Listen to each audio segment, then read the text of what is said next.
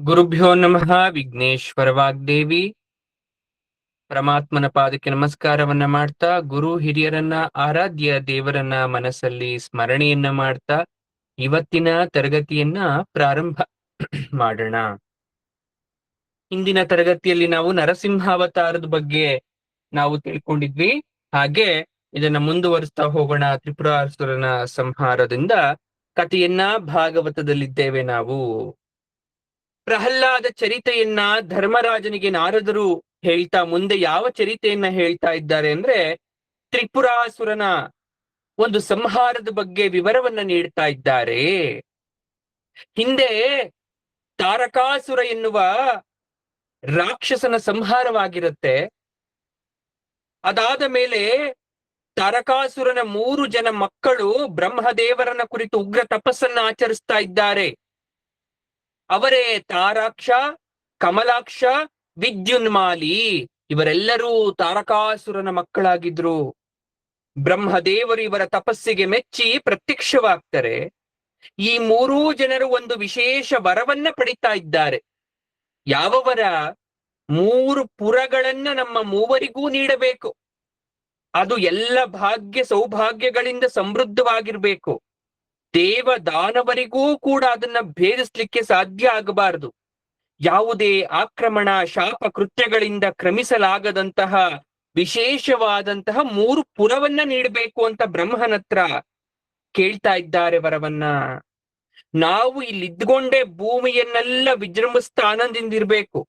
ಸಹಸ್ರ ವರ್ಷಗಳಾದ ಮೇಲೆ ಈ 3 ಪುರಗಳು ಒಂದಾದಾಗ ಯಾವ ದೇವತೆಯಾದರೂ ಒಂದೇ ಬಾಣದಿಂದ ಈ 3 ಪುರಗಳನ್ನ ನಾಶ ಮಾಡಿದ್ರೆ ನಮಗೆ ಮೃತ್ಯು ಬರ್ಬೇಕು. ಅಂತಹ ವರವನ್ನ ಕೊಡುವಂತ ಬ್ರಹ್ಮದೇವರ ಬಳಿ ಈ ಯಾರೋ ತಾರಕಾಸುರನ ಮಕ್ಕಳಾದಂತಹ 3 ಜನರು ಕೂಡ ವರವನ್ನ ಕೇಳಿದ್ರು. ಬ್ರಹ್ಮದೇವ ತಥಾಸ್ತು ಅಂದ್ರು. ಈಗ ಮಯನಲ್ಲಿ ಅವರು ಪ್ರಾರ್ಥಿಸ್ಕೊಂಡಾಗ ತ್ರಿಪುರಗಳನ್ನ ನಿರ್ಮಿಸಿ ಕೊಡ್ತಾ ಇದ್ದಾನೆ. ಮಯ ತನ್ನ ತಪೋಶಕ್ತಿಯಿಂದ ಸ್ವರ್ಗ, ಅಂತರಿಕ್ಷ, ಭೂಮಿಗಳಲ್ಲಿ 3 ಪುರವನ್ನ ನಿರ್ಮಿಸಿಕೊಟ್ಟ. ಈ ದೊಡ್ಡ ಮಗ ತಾರಕಾಕ್ಷ ಅನ್ನೋನು ಕಾಂಚನಮಯಪುರದಲ್ಲಿ, ಕಮಲಾಕ್ಷ ರಾಜಸಪುರದಲ್ಲಿ, ವಿದ್ಯುನ್ಮಾಲಿ ಕಬ್ಬಿಣದ ಪುರದಲ್ಲಿ ನೆಲೆಸಿದ್ರಂತೆ. ಈ 3 ಜನರು ಮಾಯಾಸುರರು. ಹಾಗಾಗಿ ಅವ್ರಿಗೇನು ಬೇಕೋ ಎಲ್ಲವನ್ನ ವ್ಯವಸ್ಥೆ ಮಾಡ್ಕೊಂಡ್ರು. ಈ ತಾರಕಾಕ್ಷನ ಮಗ ಬ್ರಹ್ಮನನ್ನ ಕುರಿತು ತಪಸ್ಸು ಮಾಡಿ ಒಬ್ಬನೇ ಹೋಗ್ಬಿಡ್ತಾನೆ. ಇನ್ನೂ ಅವನ್ಗೆ ಆಸೆ, ದುರಾಸೆ. ಏನಾದ್ರೂ ಮಾಡಿ ಮೃತ್ಯು ಸಂಜೀವಿನಿ ರಸದ ಬಾವಿಯನ್ನ ಕೇಳ್ಬಿಡ್ಬೇಕು. ಏನೋ ಮೃತ್ಯು ಸಂಜೀವಿನಿ ತುಂಬಿರೋ ಬಾವಿ, ಅಂತಿಂತ ಬಾವಿಯಲ್ಲ, ಇಂತಹ ಬಾವಿಯನ್ನ ಪಡ್ಕೊಂಡ್ಬಿಟ್ರೆ ಎಷ್ಟು ಜನನಾದ್ರೂ ಇರ್ಲಿ, ಎಂತಹ ಏರಾದ್ರೂ ಸಾಯ್ಲಿ, ಆ ಬಾವಿಯಿಂದ ಸಂಜೀವಿನಿನ ತೆಗೆದು ಎಲ್ಲರನ್ನ ಬದುಕಿಸ್ಬಿಡ್ಬೋದು ಅನ್ನೋ ಆಸೆಯಿಂದ ಹೋಗಿ ಏನು ಮಾಡ್ತಾ ಇದ್ದಾನೆ, ಬ್ರಹ್ಮದೇವರ ಹತ್ರ ಬೇಡ್ತಾ ಇದ್ದಾನೆ. ಯಾರಾದ್ರೂ ಯುದ್ಧದಲ್ಲಿ ಸತ್ತೋದ್ರೆ ಆ ಬಾವಿಯ ನೀರನ್ನ ಹಾಕ್ಬಿಟ್ರೆ ಅವ್ರ ಜೀವ ಬಂದ್ಬಿಡ್ಬೇಕು. ಆಯ್ತು, ವರಬಲವನ್ನ ಪಡ್ಕೊಳ್ತಾ ಇದ್ದಾರೆ. ತ್ರಿಪುರರು ದೇವೇಂದ್ರನ ನಿದ್ದೆ ಕೆಡಿಸ್ತಾ ಇದ್ದಾರೆ.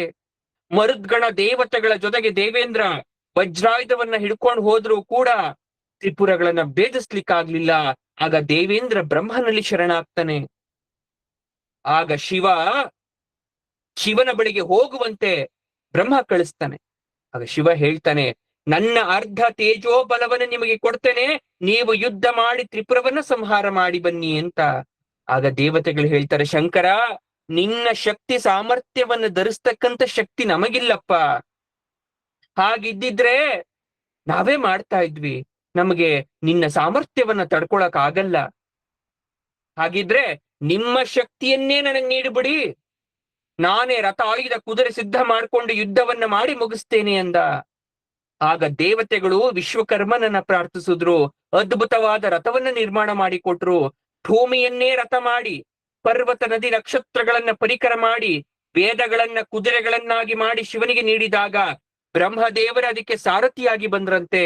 ಈಗ ಶಿವ ಧರಿಸಿದ ಬಾಣದಲ್ಲಿ ವಿಷ್ಣು ಪ್ರವೇಶ ಮಾಡ್ತಾ ಇದ್ರಂತೆ. ಈಗ ಶಿವ ಅತಿ ಘೋರವಾದ ರಣಭಯಂಕರ ಅಸ್ತ್ರದಿಂದ ತ್ರಿಪುರಗಳನ್ನ ಸುಟ್ಟು ಭಸ್ಮ ಮಾಡಿ ಅಸುರರನ್ನ ಸಂಹಾರ ಮಾಡಿದ್ರಂತೆ. ಆದರೆ ಮೃತ್ಯು ಸಂಜೀವಿನಿ ರಸದ ಬಾವಿಯಲ್ಲಿ ಬಿದ್ದು ಮತ್ತೆ ಅವರು ಹುಟ್ಟಿ ಬರ್ತಾ ಇದ್ರಂತೆ. ಆಗ ವಿಷ್ಣು ಬ್ರಹ್ಮನನ್ನ ಕರು ಮಾಡಿಕೊಂಡು ತಾನೇ ಗೋವಾಗಿ ಬಂದು ಮೃತ್ಯು ಸಂಜೀವಿನಿ ಬಾಯಲ್ಲಿದ್ದ ಎಲ್ಲ ರಸವನ್ನ ಕುಡಿದು ಬಿಟ್ರಂತೆ. ಮತ್ತೆ ಶಿವ ಅವರನ್ನ ಎಲ್ಲ ಸಂಹಾರ ಮಾಡಿದ್ರಂತೆ. ಹೀಗೆ ತ್ರಿಪುರಾಸುರ ಸಂಹಾರ ಆಯ್ತು ಅಂತ ಭಾಗವತದಲ್ಲಿ ಹೇಳ್ತಾರೆ. ಆಗ ನಾರದರು ಹೇಳ್ತಾರೆ ಧರ್ಮರಾಜನಿಗೆ, ಧರ್ಮರಾಜ, ಅಧರ್ಮವನ್ನ ದುಷ್ಟ ಜನರನ್ನ ಸೇವಿಸಿ ದ್ವಿಜರು ಎಂದಿಗೂ ಜೀವನ ನಡೆಸಬಾರದು. ಹೆಣ್ಣು ಮಕ್ಕಳು ತಮ್ಮ ಪತಿಯಲ್ಲಿ ಪರಮಾತ್ಮ ಇದ್ದಾನೆ ಅಂತ ಯಾವಾಗ್ಲೂ ಗಂಡನನ್ನ ಗೌರವ ಕೊಡಬೇಕು, ಅವನಿಗೆ ಅನುಕೂಲವಾಗೋ ರೀತಿ ಬದುಕಬೇಕು, ಅವನ ಬಂಧುಗಳನ್ನ ಆಧರಿಸಬೇಕು, ಮನೆಯನ್ನ ಓರ್ಣವಾಗಿ ಇಟ್ಕೊಳ್ಬೇಕು, ಅಲಂಕಾರ ಮಾಡ್ಕೊಂಡು ಶುಭ್ರವಾಗಿ ಸ್ವಚ್ಛವಾಗಿರ್ಬೇಕು, ಮತ್ತೊಬ್ಬರ ಮನಸ್ಸನ್ನ ಕೆರಳಿಸ್ತಿಕ್ಕಂತ ವಸ್ತ್ರಗಳನ್ನ ಹೆಣ್ಮಕ್ಳು ಹಾಕೋಬಾರ್ದು, ಮಾತು ನಡೆಯಲ್ಲಿ ವಿನಯ ಮೃದತ್ವ ಪ್ರೀತಿ ಇರಬೇಕು, ಮಾತು ಹಿತ ಮಿತ ಸತ್ಯ ಪ್ರಿಯ ಸಕಾಲಿಕವಾಗಿ ಇರಬೇಕು, ನೆಮ್ಮದಿ ಸಮಾಧಾನ ಸಂತೃಪ್ತಿಯನ್ನ ಸ್ತ್ರೀಯರು ಯಾವಾಗ್ಲೂ ಹೊಂದಿರ್ಬೇಕು, ಮನೆ ಕೆಲಸದಲ್ಲಿ ದಕ್ಷತೆ ಆಸಕ್ತಿ ಶ್ರದ್ಧೆ ಇರಬೇಕು, ಸದಾ ಸ್ನೇಹಮಯಿ ಆಗಿರ್ಬೇಕು, ತನ್ನ ಗಂಡದಲ್ಲಿ ಅನ್ಯೋನ್ಯ ಭಾವದಿಂದ ನಗ್ನಗತ ಇರಬೇಕು. ಇದೆಲ್ಲ ಹೆಣ್ಣಿಗೆ ಇರಬೇಕಾದ ಗುಣಗಳನ್ನ ಯಾರು ಹೇಳ್ತಾ ಇರೋದು? ನಾರದ್ರು ಹೇಳ್ತಾ ಇರೋದು ಧರ್ಮರಾಜನಿಗೆ. ಇದೆಲ್ಲ ಹೆಣ್ಮಕ್ಳಿಗೆ ಇರ್ಬೇಕಾಗಿರ್ತಕ್ಕಂಥ ಗುಣಲಕ್ಷಣ. ಹಾಗಾದ್ರೆ ಹೆಣ್ಮಕ್ಳಿಗೆ ಮಾತ್ರ ಇರ್ಬೇಕಾ? ಗಂಡ್ಮಕ್ಳಿಗೆ ಇರಬಾರ್ದ? ಗಂಡ್ಮಕ್ಳಿಗೂ ಕೂಡ ಇರ್ಬೇಕು. ಏನೆಲ್ಲ ಇರಬೇಕು? ಸಾಧಕರಾದವನು ಕಾಮವನ್ನ ನಿಗ್ರಹಿಸಬೇಕು, ಸ್ವರ್ಗ ಸಂಪತ್ತುಗಳ ಅತಿಶಯ ಬಯಕೆಯನ್ನ ಬಿಡಬೇಕು, ಲೋಭವನ್ನ ಬಿಡಬೇಕು, ಮಹಾನುಭಾವವಾಗಿರ್ಬೇಕು. ಗೃಹಸ್ಥರಾದವರು ಪಂಚ ಮಹಾಯಜ್ಞವನ್ನ ಮಾಡ್ತಾ ಇರ್ಬೇಕು. ಯಾವುದು ಪಂಚ ಮಹಾಯಜ್ಞ? ದೇಹ ನೇಹ ಮೋಹ ಬಿಡ್ಬೇಕು. ಹೊರನೋಟಕ್ಕೆ ಆಸಕ್ತರಂತೆ ಕಂಡ್ರು ಕೂಡ ಅಂತರಂಗದಲ್ಲಿ ವಿರಕ್ತಿ ಭಾವ ಇರಬೇಕು ಯಾವಾಗ್ಲೂ ಕೂಡ. ಪ್ರತಿನಿತ್ಯ ದೇವರನ್ನ ಅರ್ಚಿಸ್ತಾ ಇರಬೇಕು. ದೇವರಿಗೆ ನಿವೇದನೆ ಮಾಡಿದ ಮೇಲೆ ತನ್ನ ಜೀವನದ ಕಾರ್ಯವನ್ನು ನಡೆಸಬೇಕು. ಅತಿಥಿ ಸತ್ಕಾರವನ್ನ ಮಾಡಬೇಕು, ತಂದೆ ತಾಯಿಯರ ಶ್ರಾದ್ದವನ್ನ ಮಾಡಬೇಕು, ಸಂಸಾರಕ್ಕೆ ಕಾರಣವಾದ ಪ್ರವೃತ್ತಿ ಕಾರ್ಯವನ್ನ ಕಡಿಮೆ ಮಾಡ್ತಾ ಹೋಗ್ಬೇಕು, ಧರ್ಮವನ್ನ ಹೆಚ್ಚು ಮಾಡಬೇಕು, ಸಜ್ಜನ ಸಂಘ ದೈವಶಕ್ತಿ ಧರ್ಮಶಕ್ತಿ ನಿರಂತರವಾದ ಪೂಜೆ ಮಾಡಬೇಕು, ಭಜನೆ ಮಾಡಬೇಕು, ಸಂಧ್ಯಾ ವಂದನೆ ಮಾಡಬೇಕು, ನಾಮಸ್ಮರಣೆ ತಪಪಾರಾಯಣ ಗುರು ಹಿರಿಯರ ಸೇವೆ ಮಾಡ್ತಾ ಇರಬೇಕು. ಇದೆಲ್ಲ ಇತ್ತು ಅಂದ್ರೆ ಖಂಡಿತವಾಗ್ಲು ಪಾಪ ಭೀತಿ ತೊಲಗುತ್ತೆ, ಮನೆ ನಲ್ಲಳಿಸ್ತಾ ಇರುತ್ತೆ, ಮನೆಯ ಜನ ಸಂಭ್ರಮದಿಂದ ಇರ್ತಾರೆ, ಪರಮಾತ್ಮನ ಆಶೀರ್ವಾದ ಸಿಗುತ್ತೆ ಅಂತ ನಾರದರು ಹೇಳಿದ್ರಂತೆ. ಈಗ ಮನ್ವಂತರದ ವಿಚಾರವನ್ನ ತಿಳಿಸ್ಕೊಡ್ತೀನಿ, ಕೇಳಿಸ್ಕೊಳ್ಳಿ. ಏನು ಮನ್ವಂತರ? ಎಲ್ರು ಹೇಳ್ತಾ ಇರ್ತಾರೆ ಅಯ್ಯೋ ಅಷ್ಟು ವರ್ಷ ಆಯ್ತಂತೆ ಇಷ್ಟು ವರ್ಷ ಆಯ್ತಂತೆ ಅಂತ. ಹಾಗಾದ್ರೆ ಕ್ಯಾಲ್ಕುಲೇಷನ್ ಮೆಥಡ್ ಅಲ್ಲಿ ನಾವು ನೋಡೋದಾದ್ರೆ ಈ ಮನ್ವಂತರಗಳು ಅಂದ್ರೆ ಏನು? ಈ ಕೃತಯುಗ ತ್ರೇತಾಯುಗ ಕಲಿಯುಗವನ್ನ ಹೇಗೆ ಲೆಕ್ಕ ಹಾಕೋದು ಅನ್ನೋದನ್ನ ನಾವು ನೋಡ್ಬೇಕಾಗತ್ತೆ. ಈಗ ನಡೀತಾ ಇರೋದು ಬ್ರಹ್ಮದೇವರ 51ನೇ ವರ್ಷದ ಮೊದಲನೆಯ ದಿನ. ನಾವು ಬ್ರಹ್ಮನಿಂದ ಲೆಕ್ಕ ಹಾಕ್ತಿವಿ. ಬ್ರಹ್ಮ ಅವನ್ಗೆ ಎಷ್ಟು ಆಯುಷ್ಯ ಆಗಿದೆ, ಈ ಎಲ್ಲಾ ಯುಗಗಳಿಗೂ ಎಷ್ಟು ಆಯುಷ್ಯ ಆಗಿದೆ ಅಂತ. Girija ma'am stop emojis. Girija madam ನಿಲ್ಸಿ ಅದನ್ನೆಲ್ಲ ಕಳ್ಸೋದು. ನೋಡಿ, ಬ್ರಹ್ಮನಿಗೆ 51ನೇ ವರ್ಷದ ಮೊದಲನೆಯ ದಿನ. ಆದ್ಯ ಬ್ರಹ್ಮಣ ದ್ವಿತೀಯ ಪರಾರ್ಧೆ ಶ್ವೇತವರಹ ಕಲ್ಪೆ ಅಂತ ನಾವು ಹೇಳ್ತೀವಿ ಸಂಕಲ್ಪ ಮಾಡ್ಬೇಕಾದ್ರೆ. ಇದನ್ನ ಬಹಳ ಸಲ ನಾನು ನಿಮ್ಗೆ ಹೇಳಿದ್ದೀನಿ. ಏನಂತ? ಇದನ್ನೆಲ್ಲ ನಾವು ಹೇಳ್ತಾ ಇರ್ತೀವಿ ಅಂತ. ನಿಮ್ಗೆ ಹೂವು ಅಕ್ಷತನ ಕೈ ಕೊಟ್ಬಿಟ್ಟು ಪುರೋಹಿತರು ಇದನ್ನೆಲ್ಲ ನಿಮ್ ಬಾಯಲ್ಲಿ ಹೇಳಿಸ್ತಾ ಇರ್ತಾರೆ. ಆದ್ಯ ಬ್ರಹ್ಮಣ ಅಂದ್ರೆ ಬ್ರಹ್ಮನಿಂದ ಲೆಕ್ಕ ಹಾಕೋದು. ಪ್ರಥಮ ಪರಾರ್ಧದ ಮೊದಲನೇ 50 ವರ್ಷ ಕಳೆದು 2ನೇ 50 ವರ್ಷದ ಮೊದಲ ದಿನ ಅಂತ ಸ್ಪಷ್ಟ ಮಾಡ್ತೀವಿ.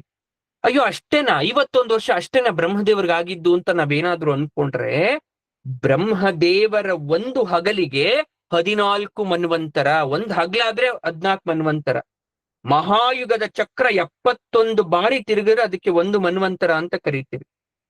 ಅಂದ್ರೆ ಒಂದು ಮಹಾಯುಗ ಅಂದ್ರೆ ಕೃತಯುಗ, ತ್ರೇತಾಯುಗ, ದ್ವಾಪರ ಯುಗ, ಕಲಿಯುಗ. ಇದನ್ನ ಮಹಾಯುಗ ಅಂತ ಕರಿತೀವಿ.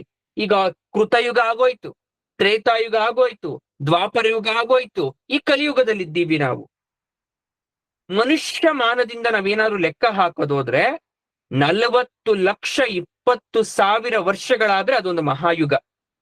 ಅಂತ ಮಹಾಯುಗ 71 ಬಾರಿ ತಿರುಗಿದ್ರೆ ಒಂದು ಮನ್ವಂತರ. ಅದೆಲ್ಲ ಬ್ರಹ್ಮನು ಒಂದೇ ಒಂದು ಹಗಲಿಗೆ ಸಮ ಅಂತೆ. ಬ್ರಹ್ಮದೇವರ ಮೊದಲ ದಿನಕ್ಕೆ ಶ್ವೇತವರಹ ಕಲ್ಪೆ ಅಂತ ಕರಿತೀವಿ. ಆ ಶ್ವೇತವರಹ ಕಲ್ಪ ಅನ್ನೋದು ಮೊದಲ ದಿವಸದ 14 ಮನ್ವಂತರ. ಈಗ 6 ಆಗಿದೆ ಅಷ್ಟೇ, ಇದು 7ನೇದು. ಇನ್ನೂ 6 ಮನ್ವಂತರ ಇದೆಯಂತೆ. ಅದೇ ಮೊದಲನೇದು ಸ್ವಯಂಭೂ ಮನ್ವಂತರ. ಸ್ವಯಂಭೂ ಮನು ಹೇಳಿದ್ವಲ್ಲ, ಸ್ವಯಂಭೂ ಮನು ಅವನಿಂದ ಶುರುವಾದಿದ ಅಧಿಪತಿ. ಕಪಿಲ ರೂಪದಿಂದ ತಾಯಿ ದೇವಹೂತಿಗೆ ಉಪದೇಶವನ್ನ ಮಾಡ್ತಾನಲ್ಲ, ಆ ರೂಪ. ಸ್ವಯಂಭೂವಿನ ಮೊಮ್ಮಗನಾಗಿ ಪರಮಾತ್ಮ ಕಪಿಲ ರೂಪದಲ್ಲಿ ಮಾಡ್ತಾ ಇರೋದು. 2ನೇ ಮನ್ವಂತರ ಸ್ವಾರೋಚಿರ ಮನ್ವಂತರ, 3ನೇಯದು ಉತ್ತಮ ಮನ್ವಂತರ, 4ನೇಯದು ತಾಪಸ ಮನ್ವಂತರ. ಆ ತಾಪಸ ಮನ್ವಂತರದಲ್ಲೇ ಗಜೇಂದ್ರ ಮೋಕ್ಷ ಬರ್ತಕ್ಕಂಥದ್ದು. ಆಯ್ತಾ. 4ನೇ 5ನೇ ಮನ್ವಂತರಕ್ಕೆ ಅಶ್ವಿನಿ ದೇವತೆಗಳು ಬರ್ತಾರೆ. 7ನೇ ಮನ್ವಂತರಕ್ಕೆ ಶಚೀಪತಿಯಾದಂತಹ ಪುರಂದರ. ಹೀಗೆ ಒಂದೊಂದ್ ಮನ್ವಂತರಕ್ಕೆ ಒಂದೊಂದು ಕತೆ ಬರ್ತಾ ಹೋಗುತ್ತೆ. ಅಂದ್ರೆ ನಾವ್ ಅನ್ಕೊಳ್ಳೋದೇನು, ಕಲಿಯುಗ ಕೆಟ್ಟೋಯ್ತು, ಕಲಿಯುಗ ಇರಲ್ಲ, ದೇಶ ಮುಳುಗೋಗುತ್ತೆ, ಅದಾಗತ್ತೆ ಇದಾಗತ್ತೆ ಅಂತ. ಇನ್ನೂ ಸಾಕಷ್ಟು ಆಯುಷ್ಯ ಇದೆ ಕಲಿಯುಗಕ್ಕೆ. ಇಷ್ಟು ಬೇಗ ಕಲಿಯುಗ ಅಂತಕ್ಕಂಥದ್ದು ನಾಶ ಆಗಲ್ಲ. ಎಷ್ಟೇ ವಿಧವಾದಂತಹ ಟೆಕ್ನಾಲಜಿ ಮುಂದುವರೆದ್ರೂ ಕೂಡ ಈ ಭೂಮಿ ಅಂತಕ್ಕಂಥದ್ದು ಸಾಕ್ತಾ ಇರುತ್ತೆ. ಎಂದಾದರೂ ಒಂದು ದಿವಸ ಇವತ್ತು ಹೋದ್ರೂ ಕೂಡ ಮತ್ತೆ ಸೃಷ್ಟಿ ಕಾರ್ಯ ಅನ್ನೋದು ಪ್ರಥಮದಿಂದ ಆರಂಭ ಆಗತ್ತೆ. ಆದ್ರೆ ಅದನ್ನ ಯಾವುದು ನಾವು ನೋಡಕ್ಕೆ ಇಲ್ಲಿರೋರು ಯಾರೂ ಇರಲ್ಲ. ನಾವಿರೋ ತನಕ ನಾವೇನ್ ಮಾಡ್ಬೇಕು ಅಷ್ಟನ್ನ ಮಾತ್ರ ಮಾಡೋಣ.